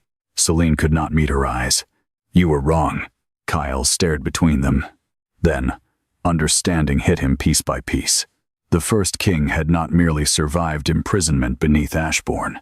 He had been feeding fragments of his power into the vessels for generations, trying to keep them alive, trying to endure long enough to wake. Suddenly, Ilara swayed violently. Kale crossed the distance instantly and caught her. The moment his arms wrapped around her, the bond surged hot beneath his skin again. Alive, terrified, necessary. Ilara pressed one trembling hand against his chest. Kyle. His name sounded fragile on her lips. What is it? Terror filled her eyes. He knows you're my mate now. The hall went still. Deep beneath the palace, the chain screamed again. Then something massive struck stone hard enough to crack the throne hall floor open another inch. The voice rose upward once more. Closer this time. Bring her to me. Several soldiers panicked outright. One bolted for the doors. The moment he touched them, black roots burst from the stone and dragged him screaming beneath the floor. Blood sprayed across the hall. Chaos erupted instantly. The soldiers shouted in terror. Rhys drew his blade fully. Soren stumbled backward, pale as death. Even Celine recoiled from the spreading roots writhing across the palace floor like living veins. Kale pulled Ilara behind him immediately. His wolf roared inside him. Protect. Shield. Survive. The black roots twisted upward again toward the throne. Dais. Then suddenly stopped. Every root froze, mid-motion. The hall fell silent, because Ilara had lifted her hand. Not dramatically, not knowingly. Instinctively, the darkness obeyed her. Everyone saw it. The roots slowly lowered back toward the floor like wolves bowing before their queen. Alara stared at her own trembling hand in horror. "I didn't mean." Kyle turned toward the court soldiers immediately before fear could become violence again. "She controls it." Soren looked shaken to the bone. "Or it controls her." "No," Kale said sharply, because he knew the difference now. The roots had not attacked her. They had listened. That terrified him far more. Alara slowly lowered her hand. The roots retreated deeper into the cracks beneath the throne hall.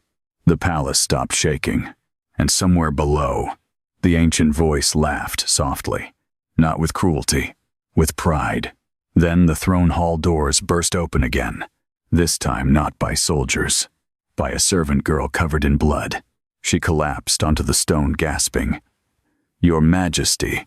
Rhys caught her before she struck the floor. "The northern gate fell," she sobbed. "The corrupted are inside the palace walls." Kale's expression hardened instantly. "How many?" "Hundreds." The hall went deadly quiet. Ashborne was no longer facing scattered corruption. This was invasion, and someone had planned it carefully. Veya. Kyle realized it instantly. The council had never intended to contain the darkness tonight. They intended to weaponize panic, execute Alara publicly, and seize control while the kingdom burned. But the corruption spread faster than expected. Now, everyone was losing control. Alara looked toward the palace windows with growing horror. "They're coming here." Kyle looked at her sharply. "How do you know?" Her voice trembled. "Because they can feel him waking." The broken chain beneath the judgment circle rattled once more. Then the ancient voice spoke again. Only this time, everyone heard it. "My queen." The throne hall froze. Alara went completely still, and every eye in Ashborne turned toward her. No one moved after the voice spoke. "My queen." The words lingered in the throne hall, long after the sound itself faded, clinging to the stone like smoke after fire. Even the storm outside seemed to recoil from them. Snow hammered against the shattered windows. Black flames trembled in the torches lining the walls. And at the center of the hall, beneath the ruined judgment circle, the broken chain slowly dragged itself another inch across the floor. Alara stared downward at it as though she could no longer feel her own body. Queen, not vessel, not monster, not curse. The difference hit her harder than terror. Kale saw it, immediately. For 15 years she had lived as a thing used by others. A prison, a weapon, a sacrifice waiting for permission to die. No one had ever spoken to her like she belonged to anything except pain. Now something ancient buried beneath the kingdom had called her queen. And somehow, that frightened her more than chains ever had. Soren found his voice first. "This is madness." No one disagreed. The soldiers backed farther from Alara instinctively. Rhys remained near Kyle, sword drawn, though even he looked shaken by what they had just heard. Celine stood frozen near the ruined circle, her lips moving silently, as if reciting prayers she no longer believed would work. Kyle stepped slowly toward Alara. The moment he moved, several guards tensed again. Gauze. They feared her already, not because she had attacked them, because power attached itself to her naturally now, and everyone in the hall could feel it. "Alara," Kale said quietly. She looked up slowly. There was something terrible in her eyes now. Not corruption. Grief. "What if he's right?" she whispered. Kyle frowned slightly. "About what?" "That I belong to this." The words shattered through him unexpectedly.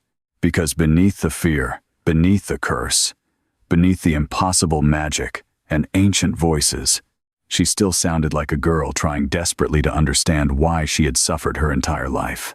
Kyle crossed the remaining distance between them. "You belong to yourself," he said firmly. Her breath caught. For one dangerous heartbeat, the hall disappeared around them. No throne, no court, no corruption. Only the look in her eyes when someone finally spoke to her like she was human. Then screams echoed from the palace corridors beyond the hall.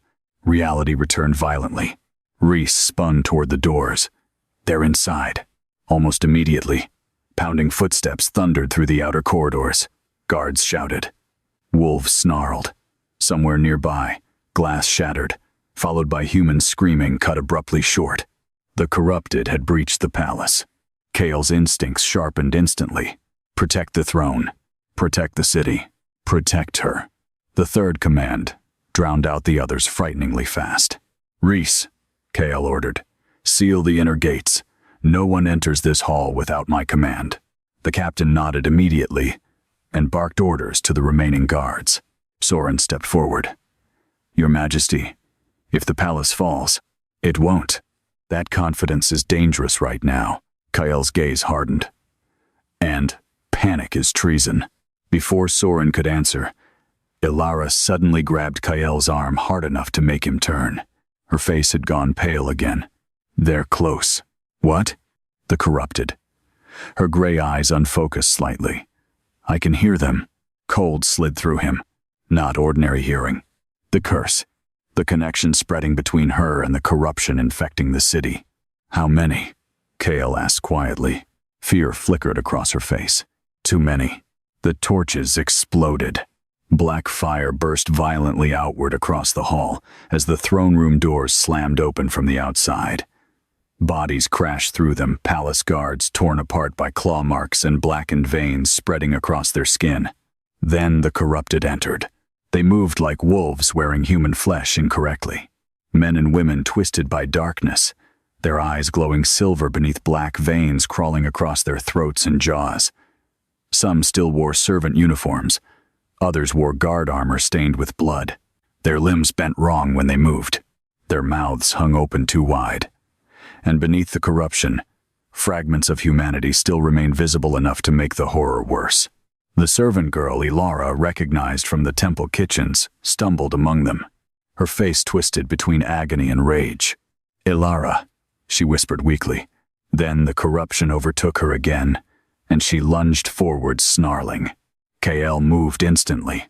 His sword tore free in a flash of black steel as he intercepted the attack before it reached Ilara.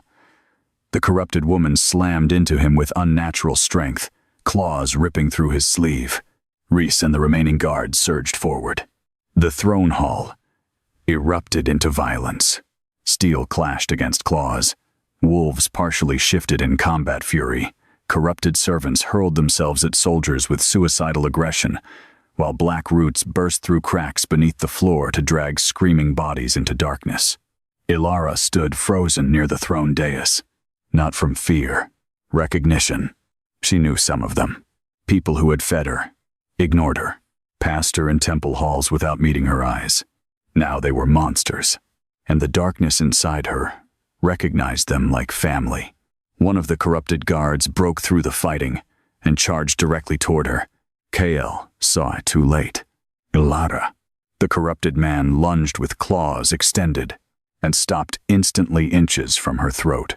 The hall froze. The corrupted guard trembled violently, silver eyes locked onto Ilara's face.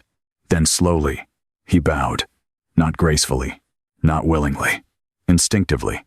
One by one, the other corrupted began slowing across the throne hall. The fighting faltered. Black-veined faces turned toward Ilara simultaneously, and then every corrupted creature in the room lowered itself before her. Silence crashed through the hall. Blood dripped across the stone floor. Rhys stared in disbelief. Soren looked horrified. Kael's pulse hammered against his ribs. Because this was worse than violence. This was allegiance. Ilara backed away, shaking. No. The corrupted remained kneeling, waiting. The servant woman from the kitchens lifted her ruined face weakly toward Ilara. "It hurts," she whispered. The words broke something inside her. Ilara dropped to her knees beside the woman instantly despite the danger. Kael moved toward her immediately. "Careful." But Ilara ignored him. The woman convulsed violently beneath the corruption spreading across her veins. Black blood stained her lips. Her human voice struggled against the beast, trying to consume it. "Ilara," she whispered again. "Please." Tears filled Ilara's eyes. She knew that tone, begging for pain to stop. She had spent half her life using it herself. "What do I do?" she whispered helplessly toward Kael. The Alpha King had faced war, assassination attempts, rebellions, famine. Nothing prepared him for the look on her face now. Not fear of death, fear of failing someone else. Suddenly, the woman screamed. The corruption surged violently beneath her skin. Ilara reacted instinctively. She grabbed the woman's face with both hands. The throne hall exploded with silver light. Everyone staggered backward. Darkness poured violently from the corrupted woman's body into Ilara's hands like smoke dragged by a storm. The woman convulsed once, then collapsed unconscious against the floor. Human again. The hall went dead, silent. Ilara gasped sharply as black veins spread instantly across her own arms. Kale crossed the distance immediately and caught her before she fell. The moment he touched her, the darkness recoiled. Actually recoiled. Silver light rippled beneath his skin where their bodies met. The black veins faded slowly from Ilara's arms, as if his presence itself pushed the corruption back. The entire hall saw it happen. Mate. Not ordinary. Something older. Something tied to the curse itself. Rhys lowered his sword slowly. Gods. Celine looked like she might collapse, because she finally understood. The vessels had never been created merely to contain darkness.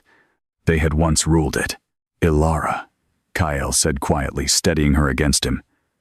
Look at me. Her eyes lifted slowly, terrified. I took it from her. Yes. What if I can't stop?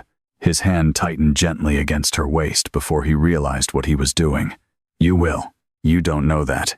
No, he admitted softly. But I know you. The words stunned her into silence, because no one had ever said them before. No one had ever wanted to.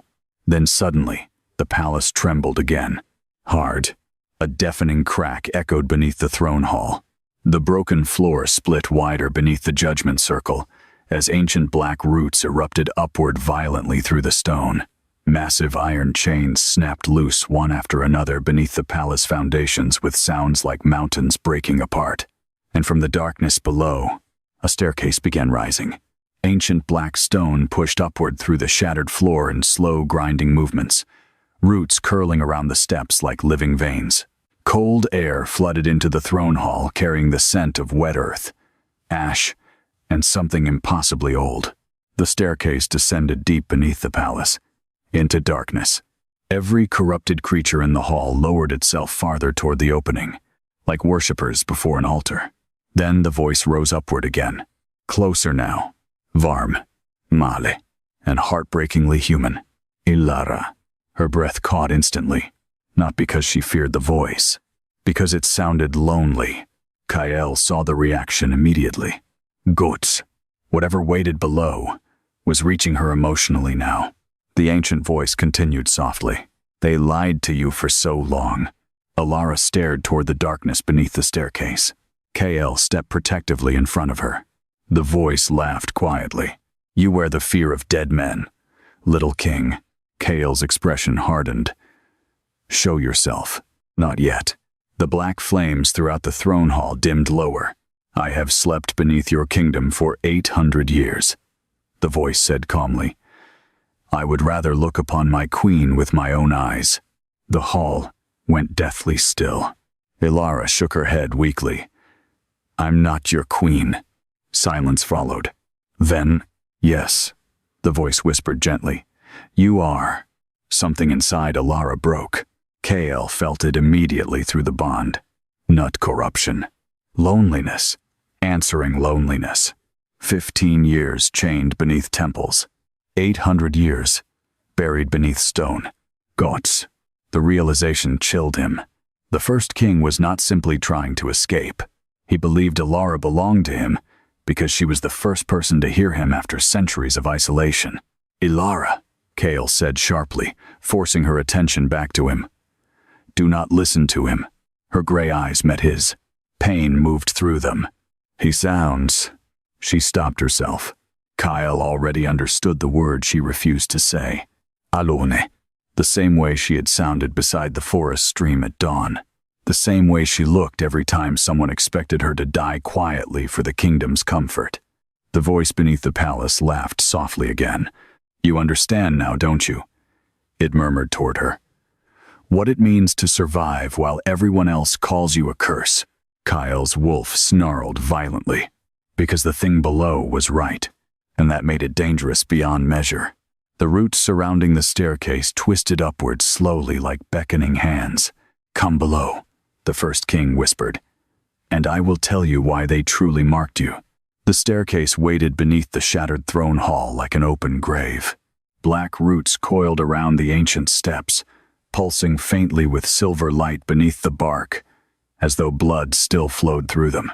Cold air rose endlessly from below, carrying the scent of old stone, wet earth, ash, and something stranger beneath it all. Moonflowers. Ilara recognized the smell instantly. Her mother used to braid moonflowers into her hair when she was small, before the fire, before the temple, before she learned her life belonged more to a kingdom than to herself. The memory hit so suddenly it nearly stole her breath. Kale noticed immediately. His hand remained wrapped firmly around her wrist, grounding her against the pull coming from below. Through the bond, she could feel his wolf pacing violently beneath his skin, protective, suspicious, afraid. Not of her, Fahia. The realization still felt unreal. The throne hall remained frozen around them. Corrupted creatures knelt silently throughout the chamber, their silver eyes lowered toward the staircase like worshippers before an altar. Reese stood near the broken doors with blood on his blade and disbelief written across his face. Soren looked trapped between fear and loyalty, so severe it bordered on agony. And Mother Celine, the old priestess, looked haunted, not by the first king, by recognition. KL saw it too. "You know what's down there?" Celine swallowed hard. "Yes." "Then speak." Her pale eyes drifted toward the staircase slowly. The original throne chamber. Cold spread through the hall. Kyle frowned. "Ashborne already has a throne chamber." "No," Celine whispered. "It has a replacement." The black roots beneath the staircase tightened. Far below them, something ancient listened. The first kings of the north did not rule from this palace. Celine continued quietly. This castle was built afterward, above the ruins of the old kingdom. Shame thickened her voice. Above him, Ilara stared toward the darkness below. He was buried alive. The priestess closed her eyes briefly.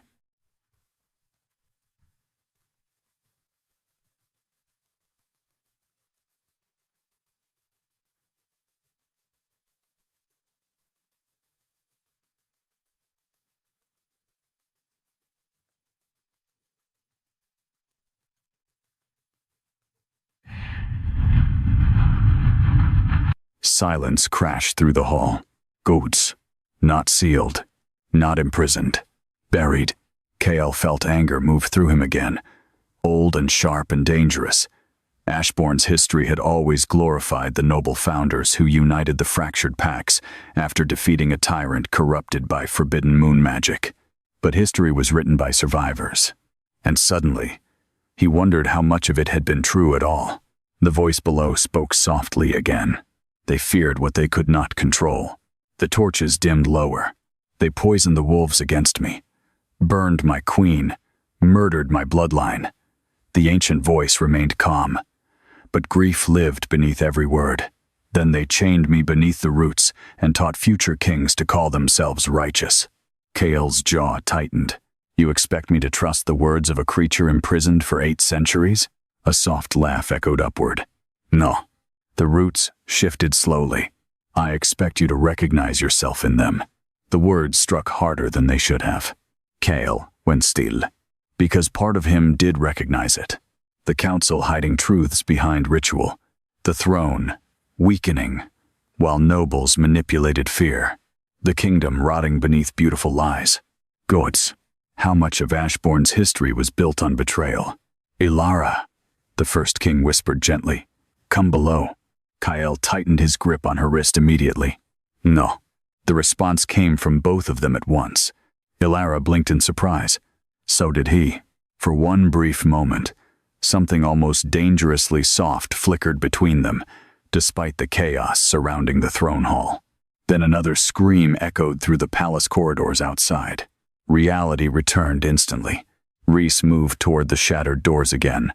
Your Majesty, we're losing the outer halls. Kyle cursed softly beneath his breath. The corruption was still spreading, and every minute wasted here cost more lives. Ilara, he said quietly, turning fully toward her. Can you stop the corrupted? Her face tightened with guilt instantly. I don't know. Could you try? She looked toward the kneeling creatures throughout the hall. At the servant woman she had healed. At the black veins still pulsing beneath corrupted skin. Fear crossed her expression. Every time I touch the darkness, she whispered, it leaves something behind. Kale frowned. What kind of something? She hesitated. Then finally, memories. The hall went still. When I healed her, Ilara said softly, glancing toward the unconscious kitchen servant. I saw things. Her voice trembled faintly. Fear, hunger, rage. She swallowed hard. The corruption doesn't erase people completely. It traps them beneath it. Celine looked horrified. That should not be possible.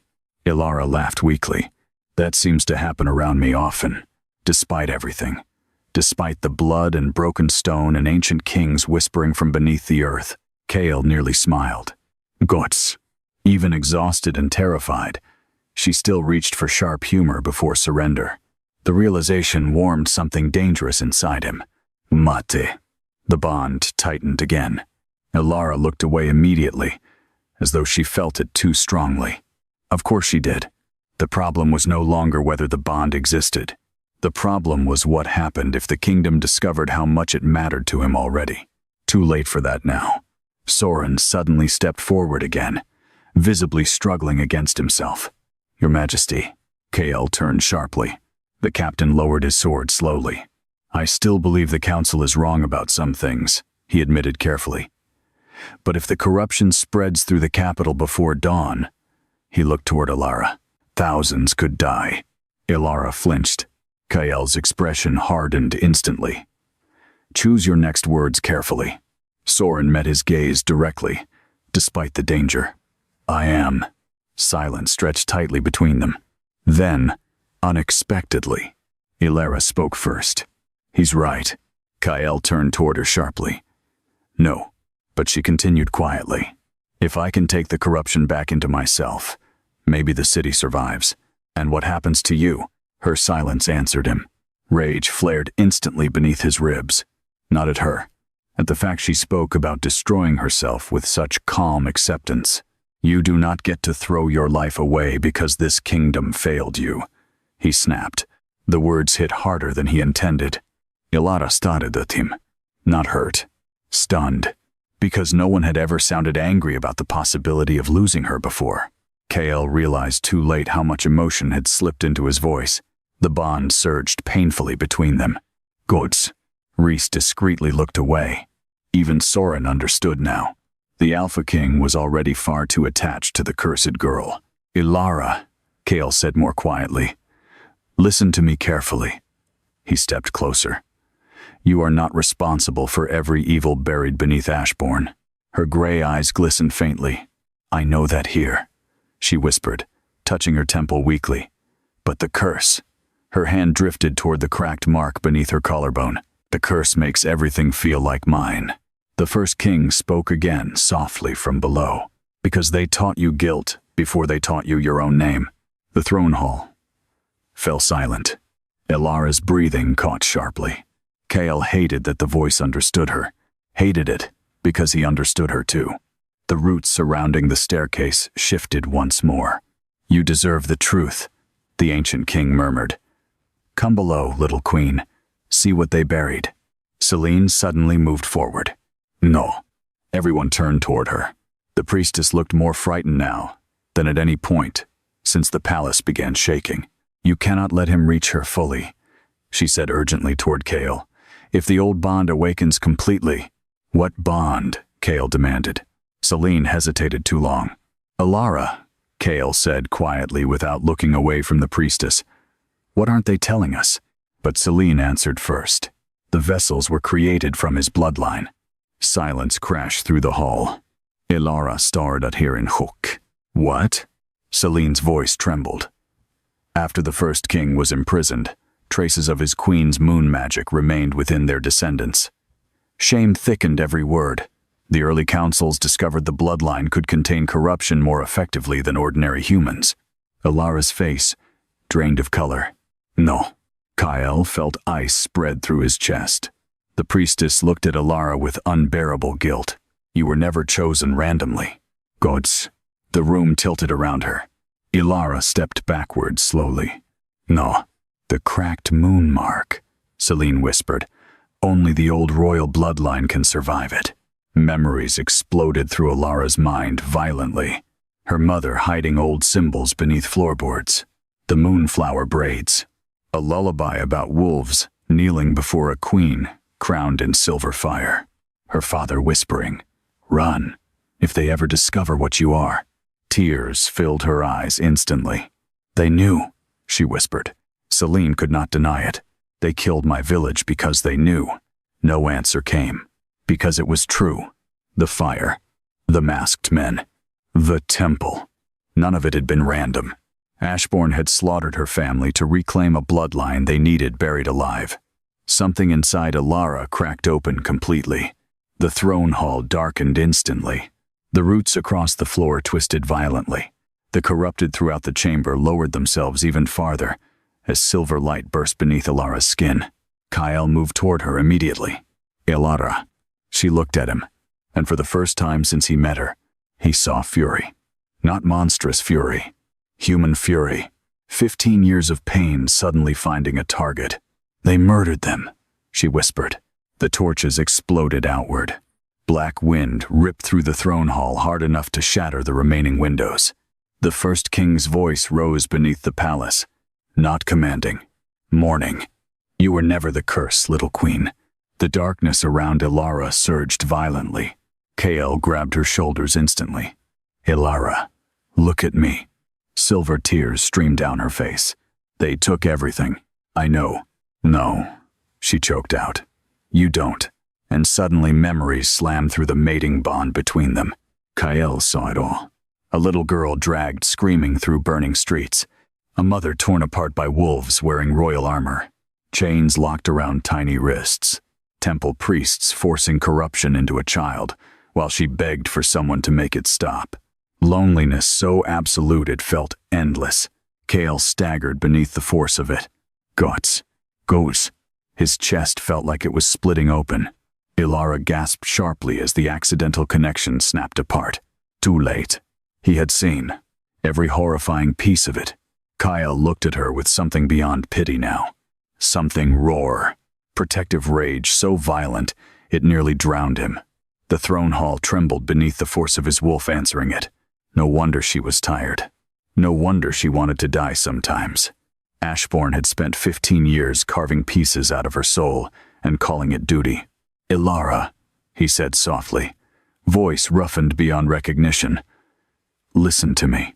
She could barely meet his eyes now, not after he had seen the worst parts of her. But Kyle lifted one hand carefully to her face anyway. Gentle. So gentle it nearly broke her. What they did to you, he whispered, was unforgivable. Something inside her shattered completely then. Not from pain, from being believed. She started crying, soundlessly, and the entire throne hall watched the Alpha King of Ashborne wipe tears from the face of the girl his kingdom had turned into a monster. Then the roots beneath the staircase suddenly recoiled, violently. The first king's voice changed instantly. Sharp, dangerous. They're coming. Kyle turned toward the palace doors immediately. Too late. A deafening explosion tore through the outer walls of the throne hall as black fire erupted inward. Soldiers screamed, stone shattered, and through the smoke stepped Lord Vare, surrounded by dozens of fully corrupted royal guards, whose silver eyes burned like moonlight in dead flesh. The council lord smiled coldly through the chaos. Well, he said softly, now everyone finally knows what she is. Black smoke rolled through the ruined throne hall as Lord Vare stepped across shattered stone like a man entering a ceremony he had prepared for years. The corrupted guards surrounding him no longer resembled human soldiers completely. Their armor hung twisted across warped bodies, streaked with black veins and silver light pulsing beneath skin stretched too tightly over bone. Some still carried royal insignias across their chests. Others bled openly from eyes and mouths without seeming to notice. Yet, unlike the corrupted civilians in the city, these creatures moved with terrifying discipline. Controlled. Engineered. Kyle realized it instantly. Vare had not merely experimented with corruption. He had built an army from it. The Council Lord's pale gaze swept calmly across the throne hall before settling on Ilara. Not fearful. Triumphant. "There you are," he murmured softly. Ilara stiffened beside KL immediately. The reaction did not look like fear of a political enemy. It looked older. Personal. Kyle noticed. Of course he noticed. "You know him," he said quietly. Ilara's face went pale. Vare smiled faintly. "I should hope so. I selected her myself." Silence crashed through the hall. Kyle's wolf exploded with fury beneath his skin. "What did you say?" Vare folded his gloved hands behind his back, almost casually. The temple always struggled to find children strong enough to survive the vessel rituals. Most broke apart within weeks. His gaze lingered on Ilara. But her bloodline showed unusual resilience. Ilara looked physically ill. "You burned my village." Vare tilted his head slightly. "Your village carried forbidden blood tied directly to the old royal line. Allowing it to spread would have endangered the stability of Ashborne. You murdered children. I preserved a kingdom." The words echoed through the hall with horrifying sincerity. Not cruelty. Conviction. That made him monstrous. KL descended the dais slowly, sword still drawn at his side.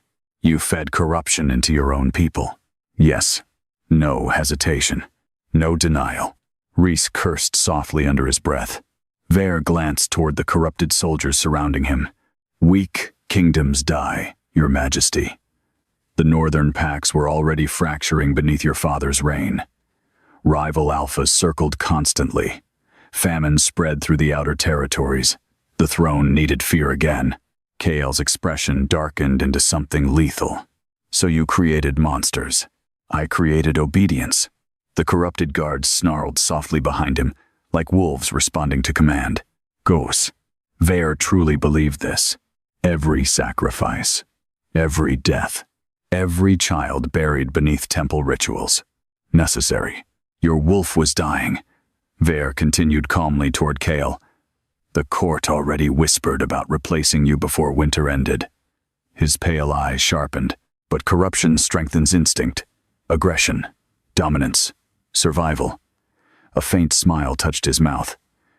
Imagine an army incapable of fear. Ilara stared at him in horror.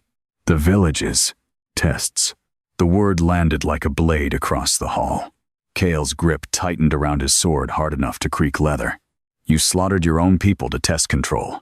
Better villages than capitals. The throne hall went deathly silent.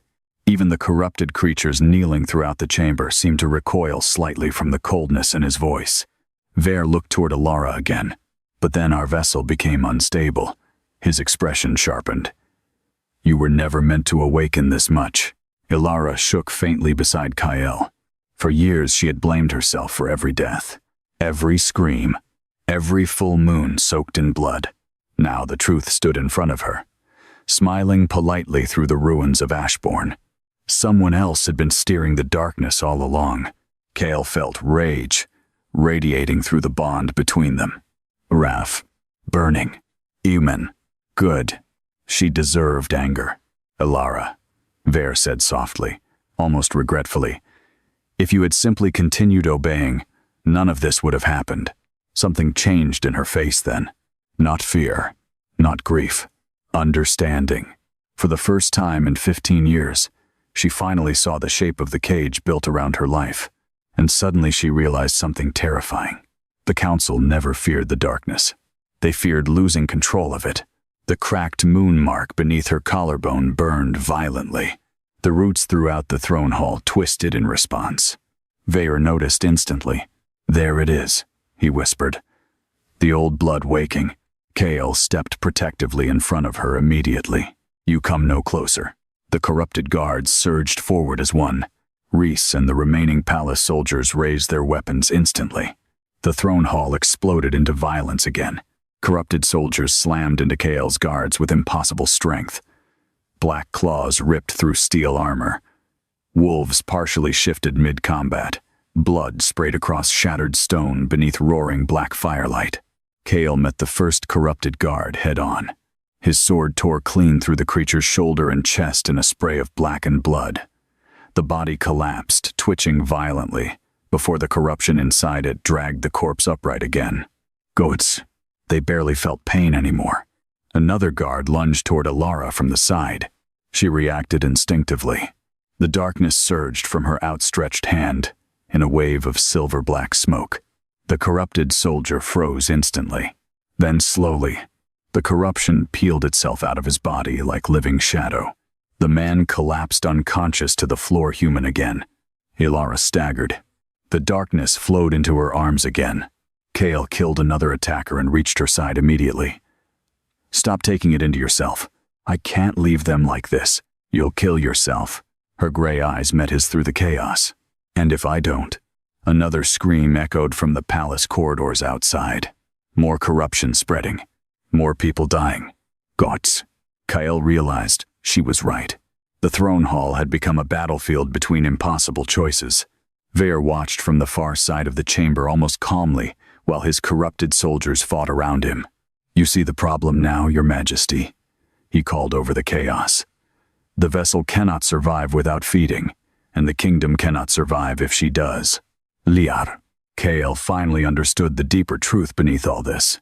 Vare needed Alara unstable, needed her feared. Because if the kingdom realized she could actually heal corruption instead of merely containing it, the council's centuries of lies would collapse overnight. Alara, Kael shouted over the fighting. Can you remove corruption completely? She looked terrified by the question itself. I don't know. Through. Another corrupted guard lunged toward them. Kael intercepted the attack, while Alara grabbed the soldier's arm instinctively. Darkness ripped violently out of the man's body again, stronger this time, writhing between her fingers like living smoke. The soldier collapsed. Human. Alive. The darkness surged into Alara, then stopped. The entire throne hall froze.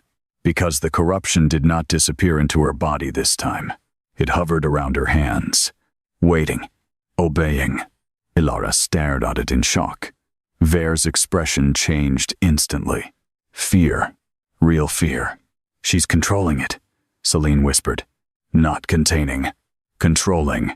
The darkness twisted slowly around Alara's trembling hands like black moonlight caught in water. She looked horrified. Kael looked stunned. The first king's voice rose softly from beneath the palace. Yes. The roots throughout the throne hall erupted upward violently. Corrupted soldiers stumbled as black vines wrapped around their limbs, dragging many screaming beneath the cracked floor. Others dropped to one knee instinctively before Alara. Vare's composure finally cracked. No. He stepped backward sharply. This is impossible. Alara looked toward the darkness floating around her fingers. Then, toward the corrupted civilians kneeling throughout the hall. Then toward the Cisname burning beyond the shattered windows. A realization slowly formed across her face. The vessels had never been designed merely to imprison corruption. They had been designed to command it. The old bloodline had not feared darkness. It had ruled it. Vare saw the understanding appear in her eyes, and panicked. Kill her. The remaining corrupted guards surged toward Alara, all at once. Kael roared. Not human. Voif. The sound shook the entire throne hall, and for the first time in months, he shifted fully. Black fur exploded across his body in a violent surge of power. Bones snapped and reformed beneath moonlight flooding through shattered windows. Massive claws tore through the stone floor as the Alpha King transformed completely into his wolf form. The throne hall froze. Gods. Rhys stared openly in shock, because Kael had not fully shifted in nearly a year. The beast that emerged was enormous, black-furred and battle-scarred with glowing gold eyes burning beneath storm-dark fur. Pure alpha power flooded the chamber hard enough to force even rival wolves into submission. And the moment the transformed king placed himself protectively in front of Ilara, the mating bond snapped, fully awake. The entire palace felt it. A pulse of ancient magic exploded outward through Ashborne like a heartbeat. Wolves throughout the city howled instantly.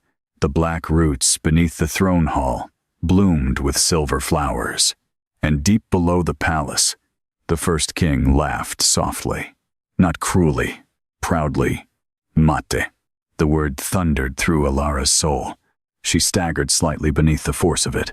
Kael's massive wolf stood over her protectively, teeth bared toward Vair's advancing soldiers while golden eyes remained fixed partly on her. Not possession. Promise. The corrupted guards hesitated instinctively.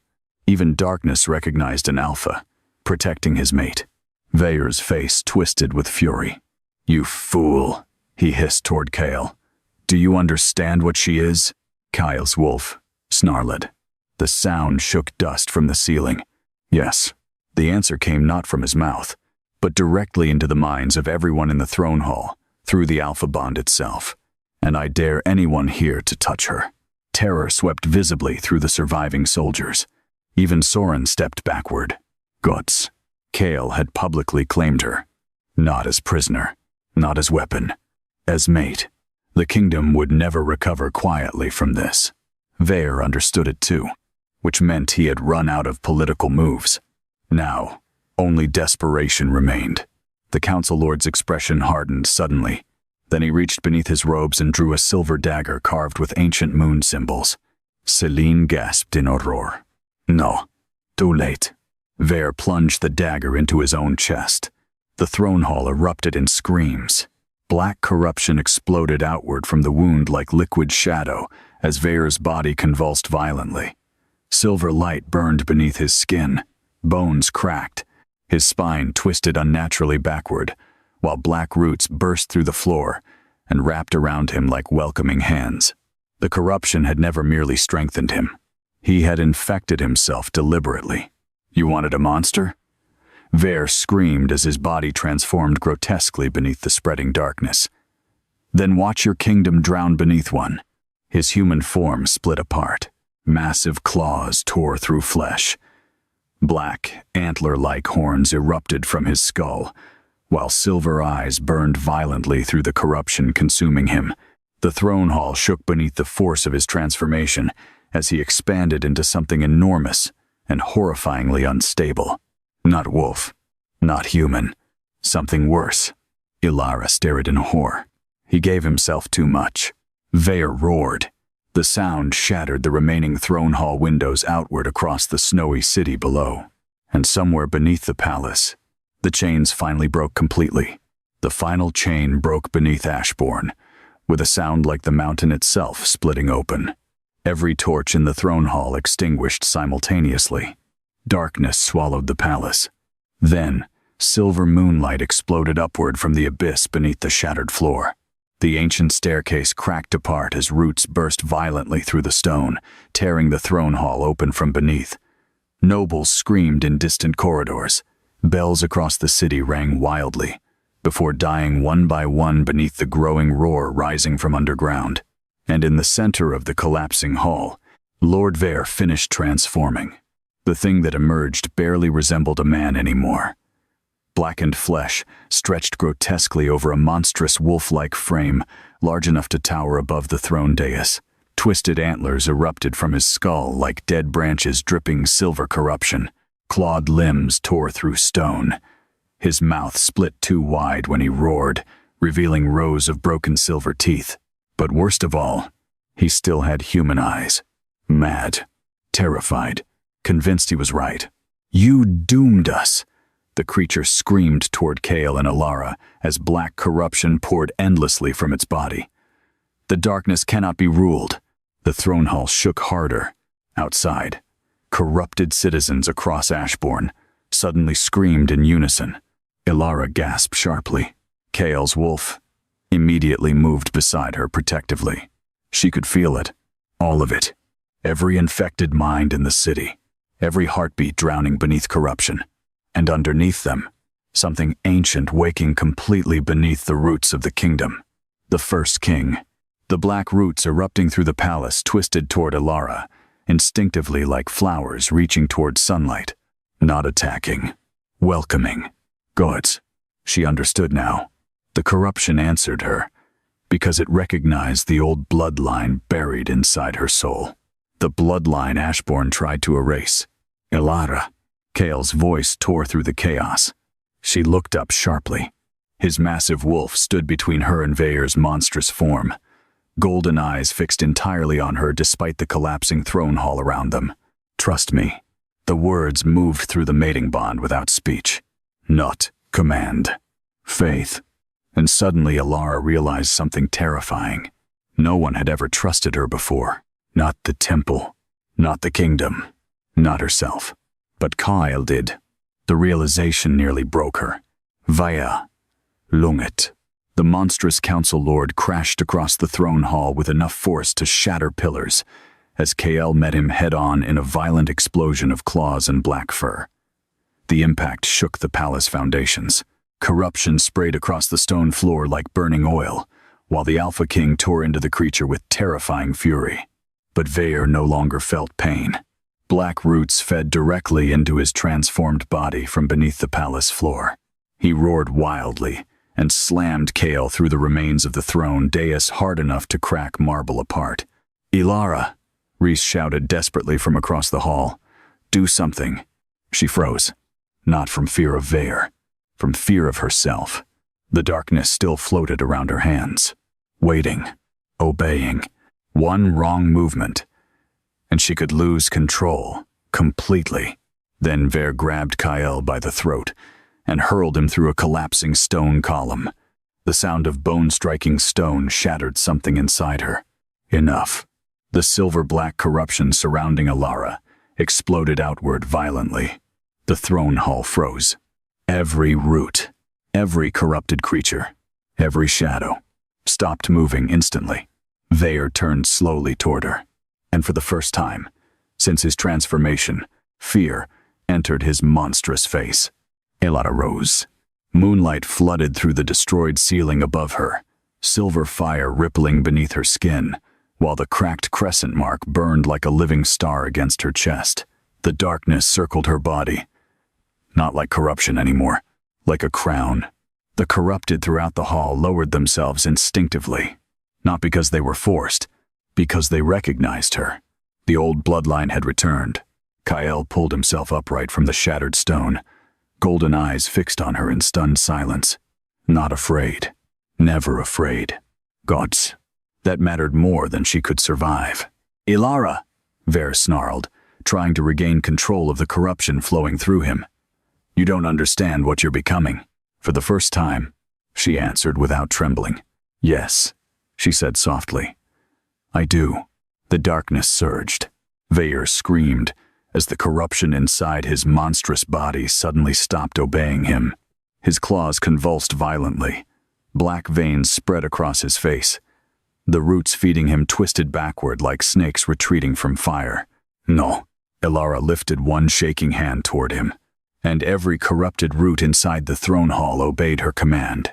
The roots erupted upward around Vair instantly. The monstrous council lord roared in fury as black vines wrapped around his limbs, throat, antlers, and chest, dragging him downward toward the cracked abyss beneath the palace. You think they'll love you now? He screamed at her desperately.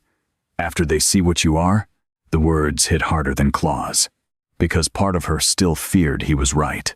Ilara hesitated, just slightly, and Vair felt it. The monster ripped one arm free violently and lunged straight toward her with claws outstretched. Too fast. Too close. Kyle moved before thought. His wolf slammed into Vair mid-lunge hard enough to shake the throne hall foundations. Black claws ripped through fur and flesh as the two monstrous forms crashed across shattered stone together. Kale roared in pain. Ilara's heart stopped. Vair's claws had torn deep across Kale's side. Black corruption spread instantly through the wound. No. The scream ripped out of her before she realized it. Kale staggered. The corruption moved fast through alpha blood. Too fast. Vair laughed wildly through blood and roots tightening around him. Watch him rot beside you. The throne hall darkened violently. Alara dropped beside Kale immediately, as his wolf convulsed against the spreading corruption. His golden eyes found hers, still calm, still trusting her. Even now. Don't, he rasped, weakly through the bond. Not for me. Tears burned instantly down her face. Gods. He still thought she would destroy herself trying to save him, and maybe she would, but she finally understood something. The darkness did not answer her, because she was broken. It answered because she was strong enough to survive it. The realization crashed through her like sunrise breaking over winter mountains. All those years she believed herself empty, cursed, wrong, but the truth was worse, and somehow more beautiful. She had endured what should have killed anyone else. Not because she was monstrous, because she was meant to carry more than ordinary people ever could. Alara, Kyle whispered weakly, corruption spreading beneath his fur.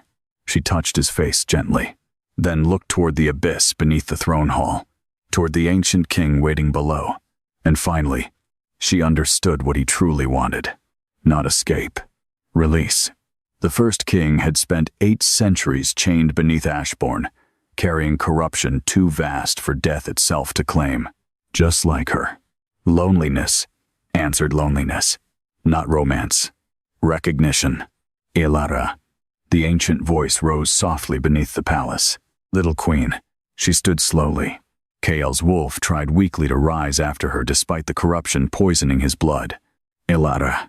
Her gray eyes met his one last time, and he saw the decision there. Instantly. No. Panic slammed through the mating bond hard enough to stagger both of them. She stepped toward the abyss anyway, because she finally knew how to stop all of it. The corruption. The first king. The spreading darkness infecting Ashborne. The vessel needed to return to the source. Alara, stop. Kale forced himself upright despite the corruption ripping through his body. He shifted partially back into human form mid-motion, blood pouring down his side as he stumbled after her desperately. You don't get to leave me too. The words shattered her. She turned sharply. Kale stood barely conscious amid the collapsing throne hall, black corruption spreading across his chest while golden eyes burned with raw desperation. Not kingly restraint. Not alpha command. Love. Good. He loved her. The realization broke through every wall inside her all at once. No one had ever chosen her over the kingdom before. No one. You said I belong to myself, she whispered shakily. You do. Then let this be my choice. No. He crossed the distance between them despite the pain, gripping her wrist hard enough to tremble. I am done, watching people sacrifice you for this kingdom. Tears streamed silently down her face. Kyle, you think I care about the throne anymore? His voice cracked with fury and grief. Let Ashborne burn before I let them bury you beneath it too. The mating bond roared violently between them. Soul deep. Ancien. Real. The first king spoke softly from below. She is not yours to chain, little king. Kale's expression turned murderous. She is not yours at all. Silence followed. Then, something unexpected happened. The ancient king laughed. Not cruelly, warmly, almost sadly. At last, the voice whispered. A king worthy of her. The roots throughout the throne hall suddenly stilled. Vare screamed beneath them as the corruption consuming his body began ripping him apart from the inside. Black veins burst violently across his monstrous form while silver light tore through his chest. No. The first king's voice rolled upward one final time. You carried my grief long enough, child. Alara froze. The corruption surrounding her body began lifting away. Not violently, gently, like smoke carried upward by wind. The darkness, flooding Ashborne, shifted instantly. Every corrupted citizen throughout the city collapsed unconscious as black smoke poured from their bodies toward the palace, toward the abyss beneath it, toward him. The first king was taking it back. All of it. The roots trembled violently throughout the throne hall, and suddenly Alara understood. He had never been trying to escape. He had been trying to wake long enough to release her. The realization hit too late. Wait. Silver moonlight erupted upward from the abyss. The entire palace shook violently as the roots beneath Ashborne began collapsing inward. Vair's monstrous body disintegrated, screaming into black ash. The corruption pouring from Kael's wound ripped free instantly, dragged downward into the light below. And, from the depths beneath the throne hall, a man finally emerged. Not monstrous, not corrupted. A tall figure crowned in silver-black moonfire, dressed in ancient royal armor cracked by centuries of imprisonment. Dark hair framed a scarred but human face. Silver eyes filled with unbearable exhaustion, lifted slowly toward Alara, the first king, and when he looked at her, he smiled like a father, seeing his daughter survive a war. "So much pain," he whispered softly. Alara could barely breathe. The ancient king looked toward Kael next. "You chose well." Then his gaze drifted upward through the ruined palace ceiling toward the storm-dark sky above Ashborne. "The kingdom is yours now." The roots began crumbling. The palace shook harder.